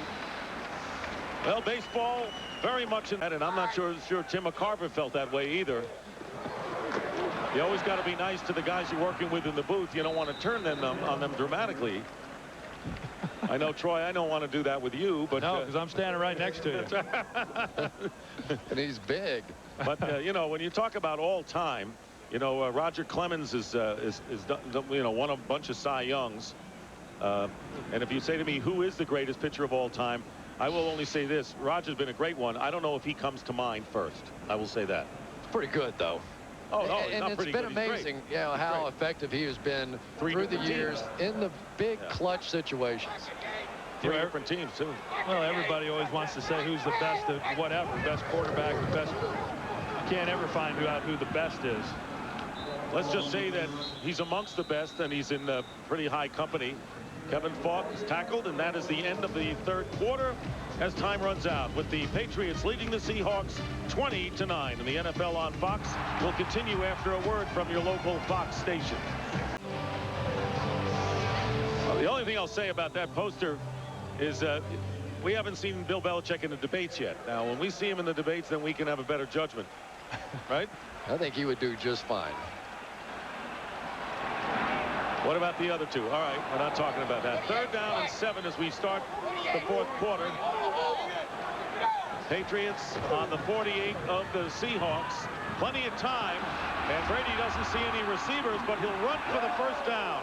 And a fumble, and the Seahawks recover. So Tom Brady, who has been nursing stitches in his chin and get hit in the lip, deciding to run. It was a good idea until he fumbled the ball. Yeah, and he had no choice there. He could not have slid on that play, or else he would have been short of the first down. He was right at the first down marker, decides to go head first, and boy, everything started flying. Balls and helmets and everything. His helmet. So what a break, though, for Seattle. This is a real opportunity right now. First turnover committed by the Patriots, and the Seahawks, who have had to climb back,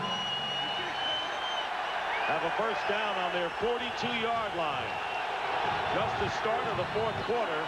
Sean Alexander. I'll tell you today, the Patriots have had an answer for Alexander, who gets 4 yards on first down. Here's another look at Tom Brady, and he absolutely gets pounded. I mean, anytime the headgear comes flying off like that, when you get hit low, that'll give you some kind of idea as to how hard he's getting hit. Michael Boulware. And what a great hustle play by Chike O'Keefer, flying over the top, coming from a defensive end position to make that play. One thing this defense does, they will hustle. 2nd and 7. Hasselbeck drop. Darrell Jackson this time drops what would have been a first down. And right now, for a game break, let's go back out to L.A. and Jeannie's Alaska. Hey, Red Sox fans, someone in New York is losing. But with 3 minutes to go in the 3rd, here come the 5-0 Jets. Lamont Jordan, 17 yards for the score, 14-9. Jets decide to go for 2. Guess what? Doesn't work. Still 14-9. I'll tell you what, Mike Holmgren is he's got to be just going crazy on the sidelines with all these drops, keeping them in 3rd and long. And here's Hasselbeck stepping up and firing it before he was tackled. You got the sense he knew he was going down. Roosevelt Colvin, who was injured last year, and a pretty good outside pass rusher from the linebacking spot. Well, this just is not one of those defenses that you get a lot of opportunities to make plays. And so when you do get the chances, you've got to be able to capitalize on them. And 3rd down is not when you want to be trying to pick up first downs. And on the 2nd down play to Darrell Jackson, that would have converted for a first down if he makes that catch. 6th drop of the day. That is the reason this team is not in the game. And they'll be talking about that one for a long time. Kevin Falk running out of bounds. So the drops which affected the Seahawks last year Now they're a year older after getting to the playoffs, and the same malady affects them. Well, the Seahawks couldn't do anything with that opportunity, and now the Patriots, sharp contrast to the first half when they made it count. They're 0 for 3 in possessions in the second half.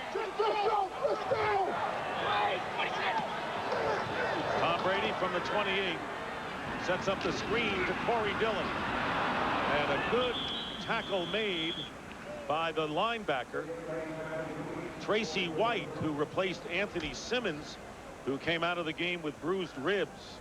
You know, Troy, one of the great common denominators that all these tremendous teams we've been talking about today have is a defense that can bail an offense out when you make a mistake. That time they come up with a fumble, and New England's defense comes right in, 3 and out, no problem. You think back to the 85 Bears, 72 Dolphins, all those great dynasty teams, they all had it. They got a little help, though. Good point. Darrell Jackson. Good point. Dillon is tackled back at the 30 by Isaiah Kazavensky. Well, will the Patriots join the NFL dynasties? Let's take a look at some of the great ones. You know, I think they're already in that category. I really do. You win 2 world championships. You have a 19-game winning streak. This team won 4, though, the Steelers and the 49ers under Bill Walsh. Yeah, I know that guy. How about them Cowboys? Jimmy was on the sidelines and enjoying himself, not as much as he did in that picture. 3rd down and 6. Plenty of time for Brady if he can just find someone. And it's intercepted. Pass is picked off at the 45-yard line. And the Seattle Seahawks get the ball back. The interception by Michael Boulware, 2nd-round draft pick from Florida State, who had made the play on Tom Brady moments ago. Yeah, Michael Boulware, who was an outside linebacker in college at Florida State. And look at the time that Tom Brady had in the pocket. You see Antonio Cochran, they're all running around in circles trying to get to Tom Brady, but Boulware is the guy who lays out and makes a play. Chris, you were talking about good defenses stepping up and making plays. Seattle's done that now throughout the second half. 3rd interception of the season for Boulware, and on the bootleg, pass caught by Corin Robinson. And the Seahawks inside the 25-yard line, coming back quickly with a 23-yard pickup. And let's give Corin Robinson a little credit here in the second half. After a horrendous first half, this was the ball that he dropped a week ago that could have locked up the game against the Rams. Comes right back on the bootleg. He's the shallow cross guy, makes a huge play. And right now the Seahawks are playing a lot faster on offense. 1st down on the 22-yard line, and the handoff to Shaun Alexander, turning the corner out of bounds after picking up another Seahawk 1st down. A gain of 12. You know, you talk about Corin Robinson and giving him a little credit. How about a little credit here on the blocking that he gives down the field? Watch him out here at wide receiver. He's going to come down the field. Shaun Alexander's going to be working off of his block. He's blocking Samuel and does a pretty good job. That lead draw is something that's so effective. Once you complete a pass on 1st down, come right back to the lead draw. 1st and goal on the Patriot 9. And Hasselbeck goes down, might have picked up 1 yard. Jarvis Green making the tackle, and it'll be 2nd down and goal. Willie McGinnis, who has an interception early in the game, putting the pressure on Hasselbeck. And Hasselbeck can no more get his back foot planted, and he's having to step up so quickly. I mean, it is amazing how quickly the Patriots are getting there around the corner. It just shouldn't be happening that fast. Boy, he has felt the pressure today. The hurries especially. 2nd down and goal from the 9. And the handoff, Alexander will go in for the touchdown. So the Seahawks, who trailed at one point 20-3, have cut the margin to 5 and maybe 4 as Wilson missed the initial attempt. And they're going to go for 2 here, and what a great call by Mike Holmgren. He senses blitz, they get the blitz, and then they get Shaun Alexander running right underneath it. Rodney Harrison over pursued, thinking pass. Shaun Alexander comes underneath that, and then he breaks the tackle to get into the end zone. A good sequence of play calls right there. And they're going for the 2 right here to cut it to a field goal difference.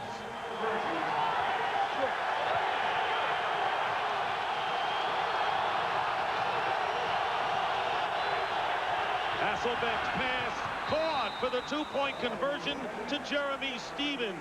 So it is now 20-17.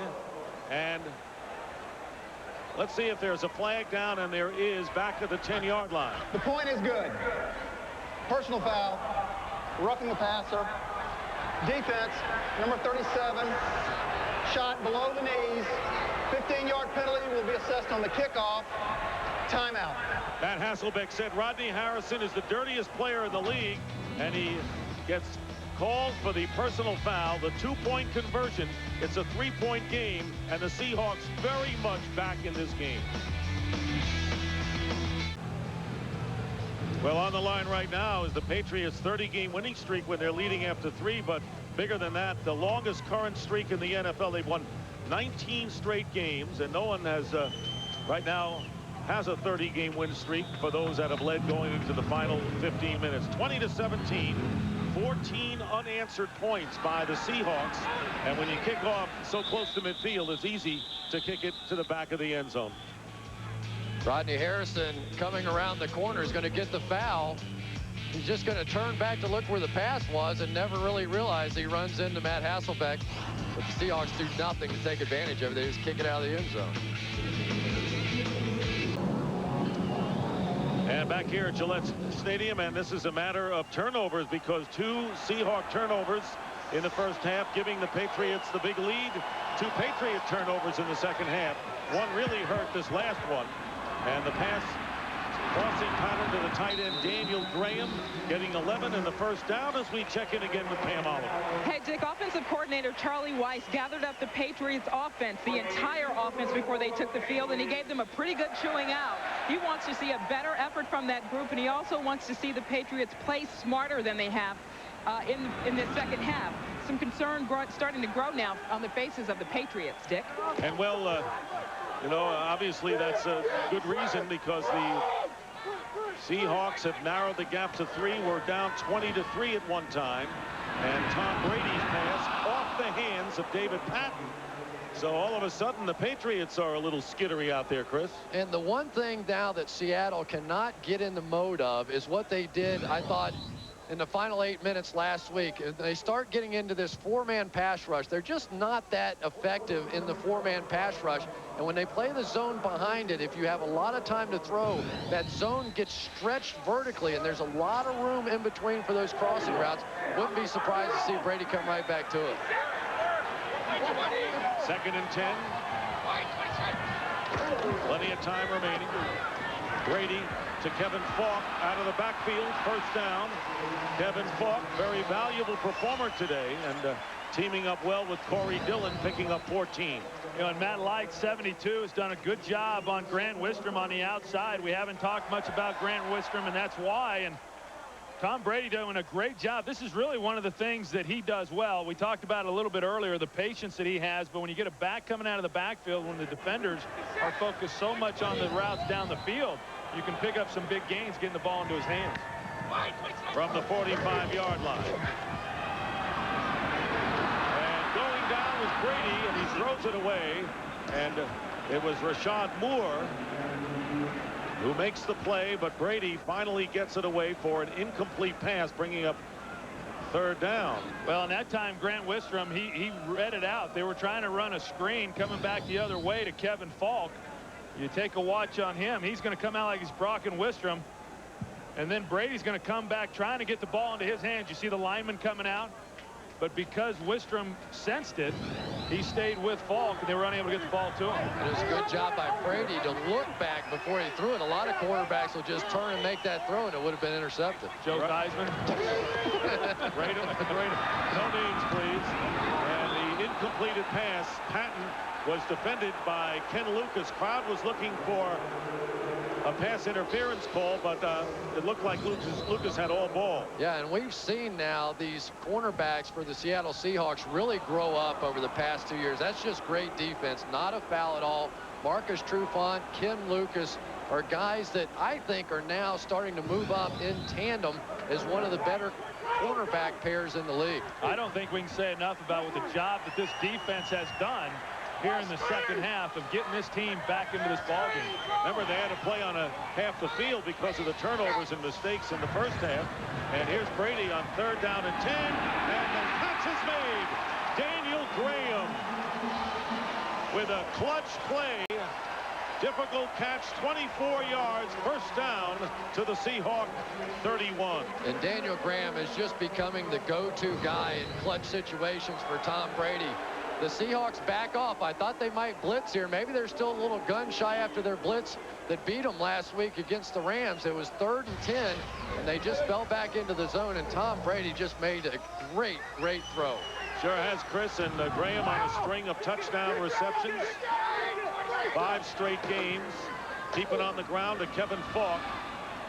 And right now, the Patriots, who have the 3-point lead, chewing up a lot of clock in the process. And we have under 9 minutes remaining in the 4th. Well, right now, if you're Seattle, the one thing you're focused on is just trying to keep them from scoring a touchdown. Right now, because of Adam Vinatieri being your field goal kicker, they are well within his range to come away with 3 points. But then that would only make it a 6-point game. So very critical here for Seattle to hold them to only a field goal and not give up a touchdown. They are on the 26, 2nd down, 5. Brady's pass complete to Patton inside the 15. David Patton has made some big catches today, including the only touchdown the Patriots have scored. That good for 12, and they move the sticks. Well, Patton does such a great job of getting in and out of breaks. He's got tremendous speed, and you'll watch him as he pushes the defender at the top, and Ken Lucas just does not challenge the route. I think that right now the Seahawks have to change it up a little bit on 1st and 2nd down. It's just too easy, the play calling for the Patriots, when they know it's going to be a zone every time on 1st and 2nd down.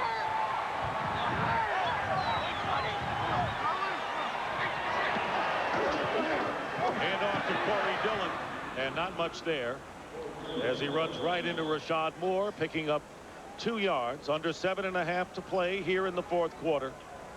Well, we heard Pam Oliver talk about the talk that Charlie Weiss had with his team on the sideline, and it certainly seems to be paying off for him. I mean, this has been the best drive that they put together here in the second half, and they're mixing it up well with the run and the pass, and have converted some big 3rd downs. Well, you're right, Troy, because the Patriots are getting a big challenge in this big game of the season. New England led 20-3 at one point.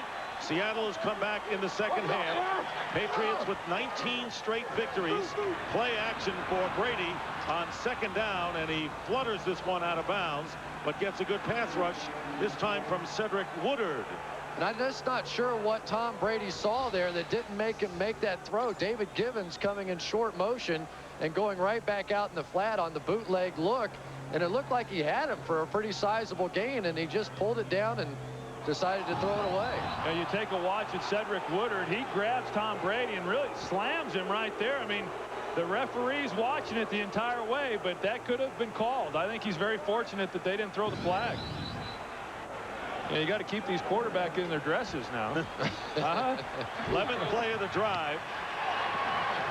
They're tight dresses at that. Slant, incomplete, and gambling for the interception was Orlando Huff. Slow getting up. Tremendous play by Orlando Huff. Orlando Huff, if he doesn't get out there and dive in front of this ball, there's no question that David Patton's going to make the catch, and Patton getting up slowly. Watch Orlando Huff come from his middle linebacker position and just lay out and distract Patton just enough to make him miss that ball. And a great job again by the Seattle defense. Yeah, the Patriots moved the ball, but they were able to hold him up and not allow him to get into the end zone. So Adam Vinatieri will attempt a 30-yard field goal. And Vinatieri's kick is good, but as Troy mentioned, the lead is 6. And it's still a 1-score game. Close in the 4th quarter.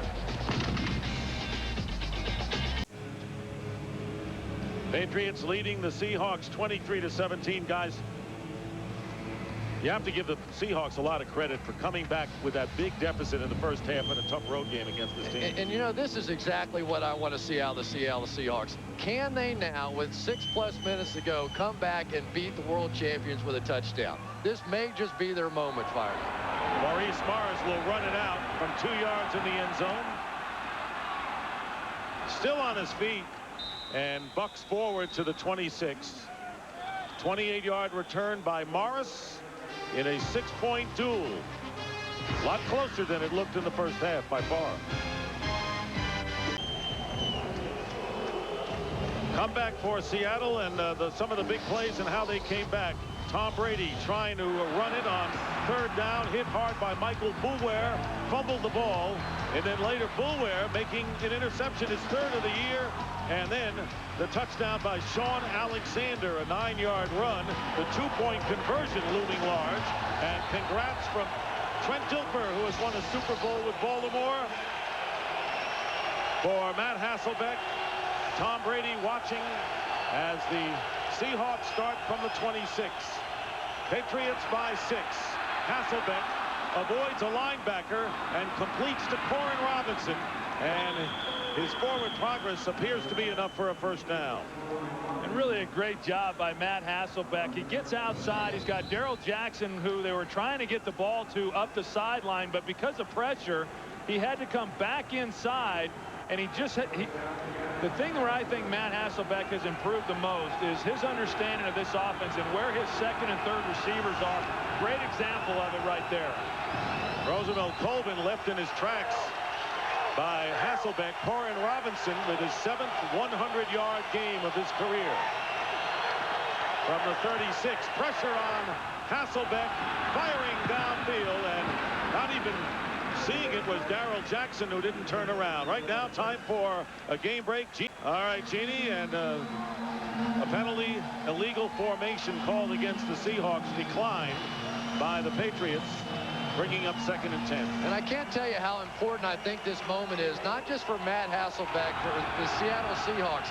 They have been waiting for something to move them to the next echelon of teams. This is their opportunity. 2nd and 10, handoff, Sean Alexander, 2 yards. Richard Seymour, tough man to run up against, and might have gotten 3 yards on the play as we wind down to 5.5 minutes in the 4th. They're going to be faced again with a 3rd and long situation. The good news for Seattle is if they fail to convert here, they still have all 3 timeouts, so they don't have to panic. They can punt and rely once again on their defense and still have time to get in for the go-ahead touchdown. And how good has their defense been in the 2nd half? Pretty good.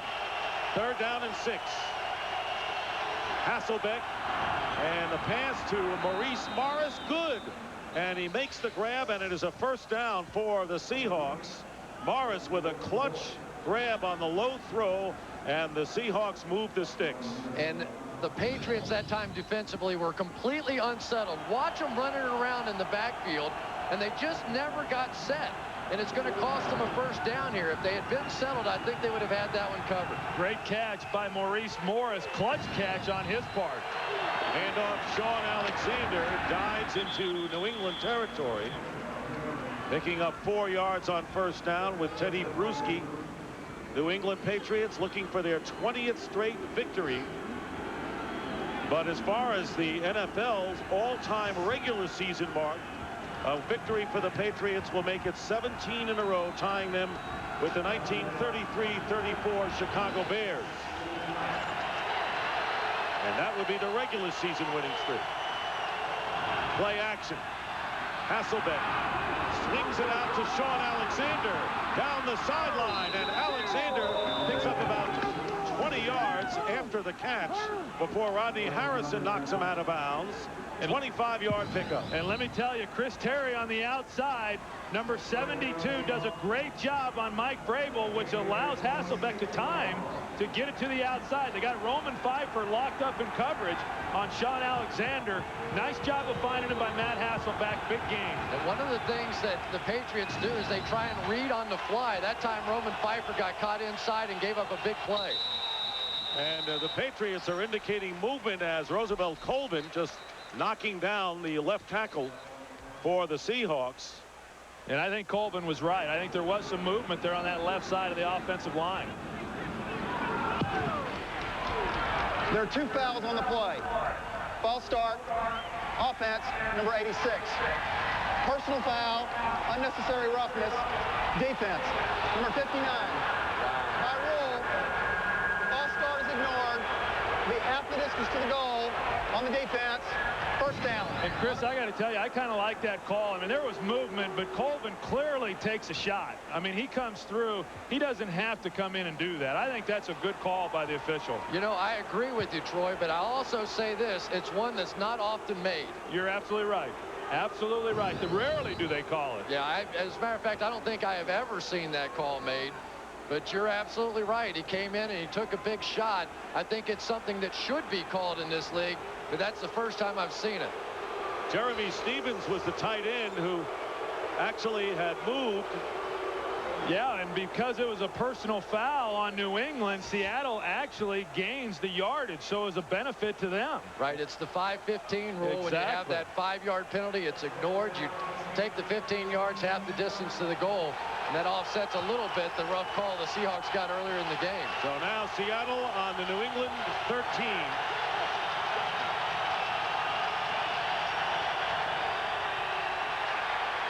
Hasselbeck going underneath. Another flag. 2 flags are down as Samuel comes in to stop Max Strong.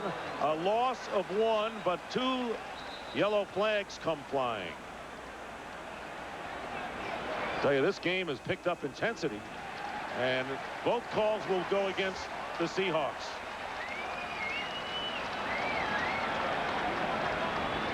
Pretty tough decision right here. You lose a couple of yards on the play. Do you want the down or do you want the yardage? And I think Bill Belichick says we'll take our chances.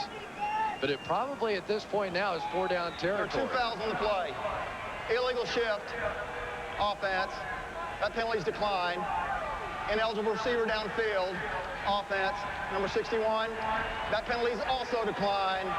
2nd down.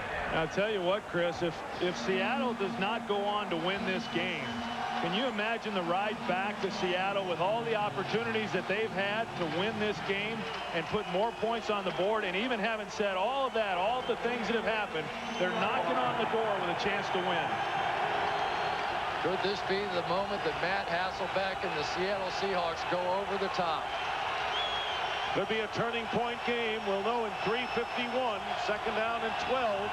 And here's Hasselbeck with time. It's intentional grounding. That has to be intentional grounding. And the flag has not been thrown. And Rodney Harrison. There it is. There you go.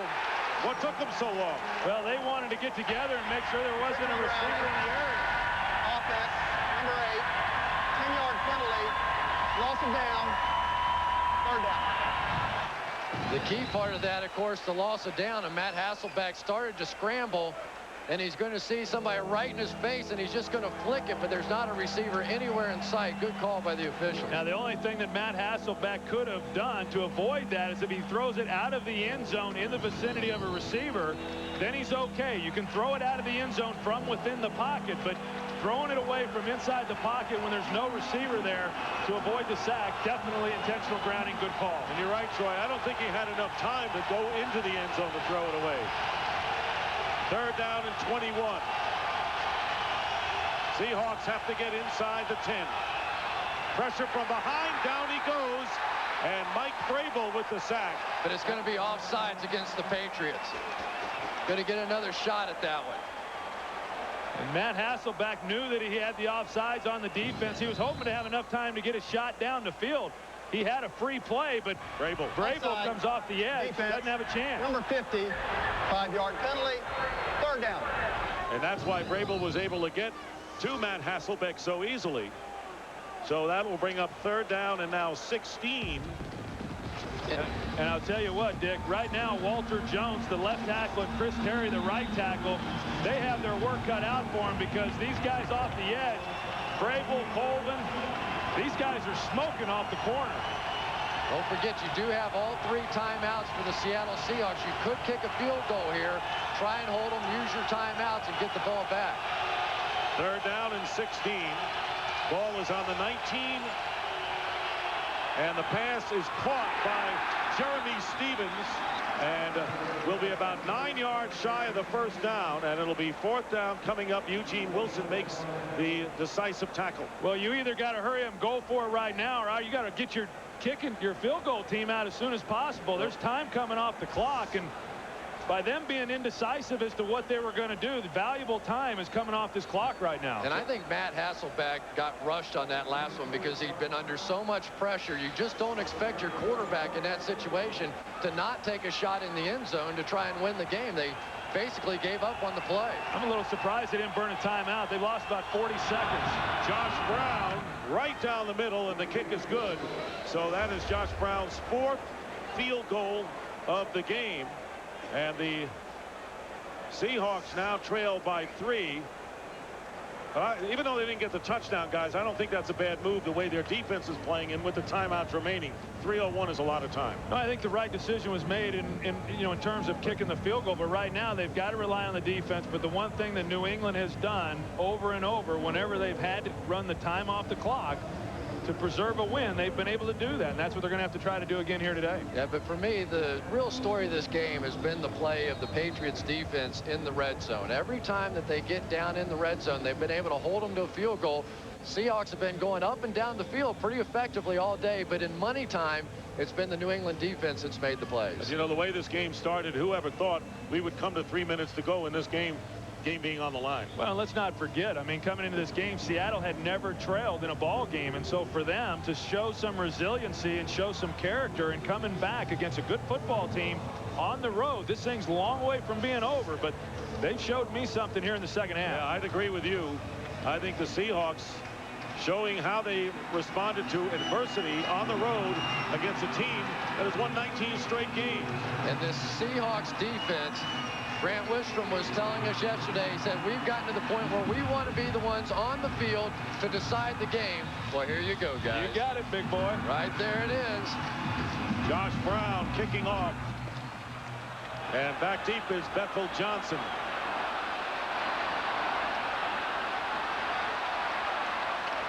Good return by Johnson, and right now for a game break, let's go out to Jeannie Zelasco. At the Meadowlands, 5-0 Jets. Do I hear 6-0? Here they come. Curtis Martin, 1 yard in for the touchdown. Guys, the Jets go for 2 again. Same result, nothing. Pass incomplete, but they do lead. And Jeannie, right here at Gillette Stadium in Foxborough, the Patriots want to remain undefeated and go 5-0 and make it 20 straight games. Under 3 minutes to go in the 4th quarter, 23-20. Each team has all 3 timeouts remaining. Dick Stockton, Troy Aikman, Chris Collinsworth set for the big finish here in Foxborough. First down from the 37. Tom Brady with plenty of time and bounces this one incomplete, bringing up 2nd down. Well, that really surprises me a little bit. New England gets a great kickoff return to get the ball to the 37-yard line. If they don't even get a first down, they're going to be pinning the ball back for Seattle to try to then go on and get a field goal or a touchdown. But to come out on first down and throw the ball the way that they've been able to run it with Corey Dillon, that's surprising to me. Almost looked like Tom Brady was a little gun shy on that one, too. Pulled the string just a little bit on that one. A pretty cautious throw. It wasn't getting a lot of pressure, Chris. 2nd down and 10. Corey Dillon. And the Seahawks snuff him out after a gain of about 2. Rocky Bernard making the tackle. And the clock continues to run. It'll be 3rd and long. Well, they'll call timeout. Seattle calls timeout, but that's what's perplexing to me about the first down pass was that because it was incomplete, Seattle didn't have to burn a timeout there. So now if they hold them on 3rd down, they'll use a timeout, provided that New England runs the ball, and they'll still have 1 timeout left and plenty of time to try to go down and get the tying field goal. And you know what's been so strange for me watching the Seattle team? For the first 3 games and 3 quarters, this defense was just unbelievable. The #1 ranked defense in football and looked fantastic. 4th quarter, they fell apart, and then in the overtime, and they started this game so sluggishly. But now in the second half, we've seen the defense that we saw for the first 3 games and 3 quarters, and they're 1 play away from giving this offense a chance to win the game. But you're right, Chris. But the defense didn't play all that badly in the first half. The offense put the defense in a bad spot. That's a good point. 3rd down and 8 from the 39. Out of the shotgun is Tom Brady. Design rolling out to his right, being chased, going to Bethel Johnson, and Bethel Johnson makes the grab. inactive a week ago for reasons that Bill Belichick would not explain. Johnson with a 49-yard grab using his speed. And how many times have we seen Tom Brady do this? But for Bethel Johnson, a guy that was inactive a week ago because they didn't like the way he practiced, they didn't like his attitude, they didn't like anything Bethel Johnson was doing, he comes out and completely lays out and makes the catch of the year so far. And what a challenge is coming up right on this one, on possession. Well, it's the only thing that Mike Holmgren can do is challenge the play, but clearly this was a reception. He makes the catch, he goes to the ground, the ball never comes out. Seattle has challenged the ruling on the field. The pass was complete. First challenge of the day.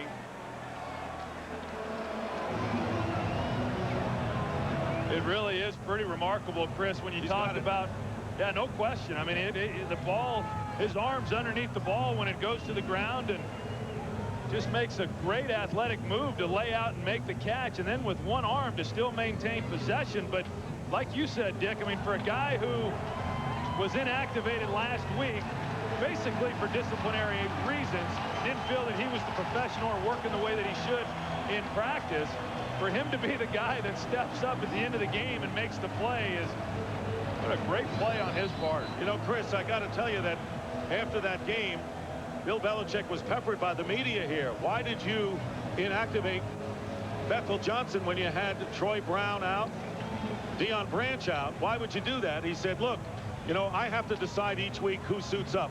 They asked him again. They said the same thing again. Bill Belichick is not going to give a reason if he doesn't have to when he didn't there. You know, it's an interesting decision here by Mike Holmgren, and they're reviewing this one closely, but by taking the challenge here, Troy, you're costing yourself a timeout. If it doesn't work out, you know what? You'll still have the 2-minute warning, but you're going to have very little time here at the end. You know what? Take a look at that last angle. I don't think even on that angle, I don't think there's anything that's irrefutable that would suggest that the ball came out or was loose when he goes to the ground. I mean, there's nothing definitive that you would... After review, the receiver controlled the ball in the air, and while the ball hit the ground, it never moved. The ruling on the field stands. Completed catch. Seattle is charged with their first team. See, if you don't see the ball spin at all, then the officials will give him it. If the ball starts to move and spin, they might take it away.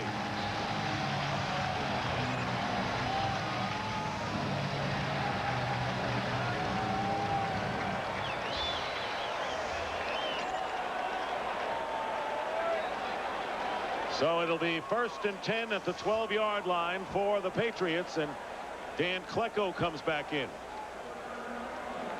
Saver. And welcome back. And another challenge, and Bill Belichick has just thrown the red flag. It's been wild here as the Patriots trying to hold on to a 23-20 lead, which at one point was 20-3. Dick Stockton along with Troy Aikman and Chris Collinsworth, and a big play to Bethel Johnson, 49 yards, setting up the Patriots. A challenge by Mike Holmgren was denied, and here is the big play which may keep Seattle out of the win column. Well, they just rolled Tom Brady out left through the deep post pattern to Bethel Johnson, and the question was, did he come down with the ball? And clearly he did. He laid out, and just a tremendous catch by that man right there, Bethel Johnson. 48-yard play. And Bill Belichick is claiming that the clock should go to 2 minutes. And the 2-minute warning should be in progress. At one time, the Patriots led 20-3. They led 20-6 at the end of the half, and then the Seahawks staging a terrific comeback in the second half, coming to within 3 before that long pass play. Well, if they run this thing down to 2 minutes, the game's over with one timeout. But when you challenge a call, you have a timeout, and you have to then use the timeout, and that's why they're not going to start the clock. And this is old news for the Patriots in this 19-game winning streak. They have won the close ones. Corey Dillon diving inside the 10-yard line, and we will have our 2-minute warning. here in Foxborough as the New England Patriots 2 minutes away from their 20th consecutive victory and to tie the record for all-time regular season victories in a row. This is bad luck for the Seahawks as Grant Wistrom helped off the field after suffering an injury here. Well, he's engaged Christian Fourier, and you see the left leg. He comes out really trying to trip the ball carrier, and that's how he hurt his knee. 2nd down and 7. And here's Corey Dillon racing for the end zone. Touchdown. Corey Dillon going over the 100 mark.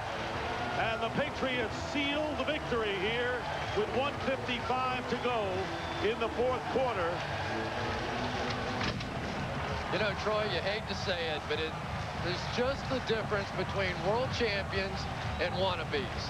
When you get right down to it, the world champion New England Patriots make the plays, close out the games, finish it off. An unbelievable catch by Bethel Johnson. The Seattle Seahawks had their chance and couldn't get it in.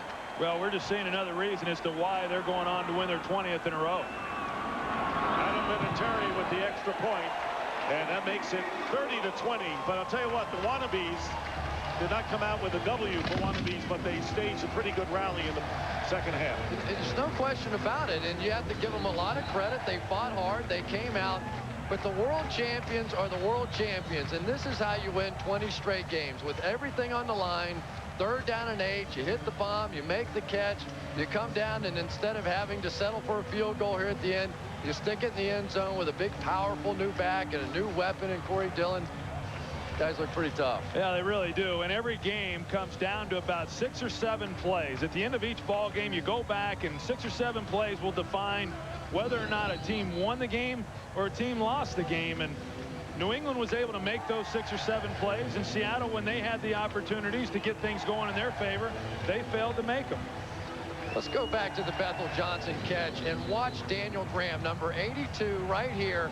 He's not going to have his 6th straight game with a touchdown catch, but for about the 4th time today, he makes a key block, 2 key blocks actually on that play, that is going to allow Bethel Johnson to make one of the more incredible catches you will ever see. The catch was good enough, but it is absolutely amazing that he did not bobble that football going to the ground. And in this day and age of slow motion catches, just phenomenal. And the only catch of the day for Bethel Johnson. And the kickoff by Vinatieri. Maurice Morris on the return, and Morris is down at the 34-yard line. It has been a terrific day for Corey Dillon, who is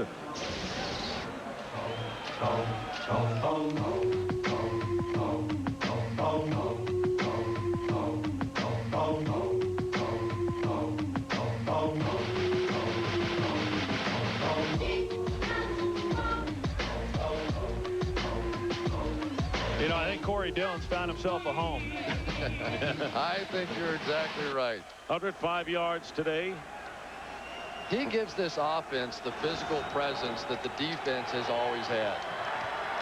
Here's Matt Hasselbeck getting pressure. Gets away from trouble. And Maurice Morris unable to hold on to it. I'll tell you one thing for the Patriots. The schedule started to get tougher today. They have the Seahawks. Then they have the big collision with the New York Jets coming up next week, and road games at Pittsburgh and St. Louis. So the schedule definitely toughens for the Patriots. It's really amen corner for the Patriots here, and if they could somehow survive this stretch of the next 4 or 5 games, I just don't know how good this team really is. Meanwhile, Seattle and Arizona next week. Blitz on Hasselbeck. Pass caught short of the 1st down by Alex Bannister as we get close to a minute and a half remaining. Seahawks still have 1 timeout left. I think in some regards, Chris, the jury's still out on what kind of team Seattle is. I mean, even their 3 wins were not against real powerhouse teams. You know, but it's funny when you talk about the Patriots. I mean, they've sort of now gone beyond one of those really good teams and maybe even included in that list of dynasties. And they're getting to the point they're almost historic now with this win streak and what they're doing. It's just amazing to see them week after week come up with these types of performances. And this pass is complete. And the streaks go on for New England as the clock stops at 103. This will be their 14th straight win here in Foxborough. And as we mentioned, the big showdown with the New York Jets in the AFC East next week. You know, and I think Tom Brady really said it best, Chris, when we were talking with him. He said, you know, with our coaching staff, with Bill Belichick and Romeo Crennel and Charlie Weiss, and he said, we just feel like we have an advantage before the game ever starts because we're so well prepared going into each and every ball game. And you know, watching this, you'd have to agree with him. First down, and there's Alex Bannister, and he's dropped. Well, I don't know if anything can really ease the pain of what the Yankees are doing to the Boston Red Sox in the American League Championship Series, which you'll see tonight on Fox Game 4. But I'll tell you, there are a lot of smiling faces here still at Gillette Stadium, not moving out, enjoying this Patriot win, their 20th in a row. Hasselbeck completes the pass to Atula Mealy. That's because these are the same fans that were at the Red Sox game last night, Dick. I mean, they want to have something to celebrate this weekend. You know, this game really is not over at this point. If you can fire something in the end zone, onside kick, really anything can still happen. We've seen so many strange things in the NFL over the past couple of years. Question is, would this happen against New England? That's a good point. I don't think so. I mean, I don't think it will, but I didn't think the Rams were going to come back from 17 points down last week either. So, no, you're right. Number 2-0 there. Seahawks have used their last timeout. Bob Kraft, he's looking pretty confident with 29 seconds remaining. First down on the 18-yard line of New England. So he's looking pretty confident too. How could you not with a silver head? What time do you think he had to get up this morning to start that project? 4? I just don't want to think about who may have been next to him when he woke up. I'm not sure he finished the job yet, though, Dick. First down from the 18. Hasselbeck's pass knocked away. Great play made that time by Dexter Reed, the rookie from North Carolina, breaking up that attempt to Atula Mealy. Yeah, I can remember when Bob Kraft came back and decided to give up draft choices for Bill Belichick, a guy that really didn't have much of a proven track record as a head coach, but a great assistant, and boy, did that ever pay off here. And welcome to Foxborough. 25 seconds to go. The Patriots trying to cling to a victory, leading 30-20. Seahawks out of timeouts. Jeremy Stevens with a first down to the 5-yard line. And it's a matter of getting a touchdown and an onside kick. A lot has to be done, and the penalty flag is down with 12 seconds remaining in regulation. A game in which the Patriots led at one point 20-3, and the Seahawks came back to cut it to 3 before Bill Belichick's club, looking for their 20th straight, offside, moved out. Defense. The player never got back prior to the snap. There is no play. Half the distance to the goal. First down. Here's our game summary as you look at the numbers today, and plenty of them. Seattle outgaining New England, but on the scoreboard 30-20 at this point. Turnovers figuring for both teams as the Seahawks turned it over twice in the first half, and then Mike Holmgren's team able to take advantage of second half New England turnover. And now the Patriots will call a timeout, and they have 2 remaining.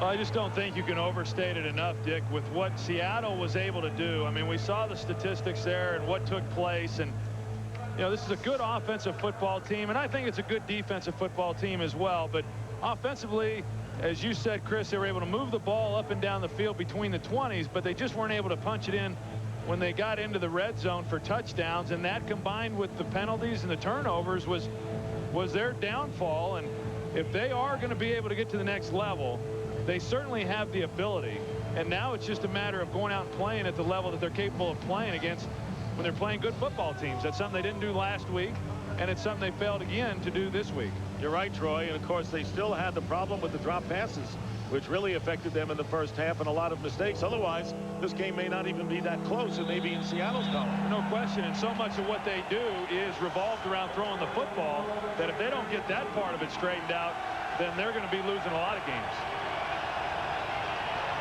Patriots trying to go 5-0 for only the second time in franchise history. Hasselbeck's pass broken up, knocked down by Mike Vrabel with 9 seconds remaining in the fourth quarter. And by the way, that 1974 team 30 years ago that started out 5-0 ended up 7-7 on the year when they played only 14. You know, for Seattle to have any chance at all, they almost have to score here because you still have to do the onside kick, recover the ball, and have enough time for a Hail Mary pass. So if this pass is incomplete, I don't think you have time for an onside kick and another play. And now New England will second charge timeout. Call the timeout. New England. Correction, New England. They have 1 left.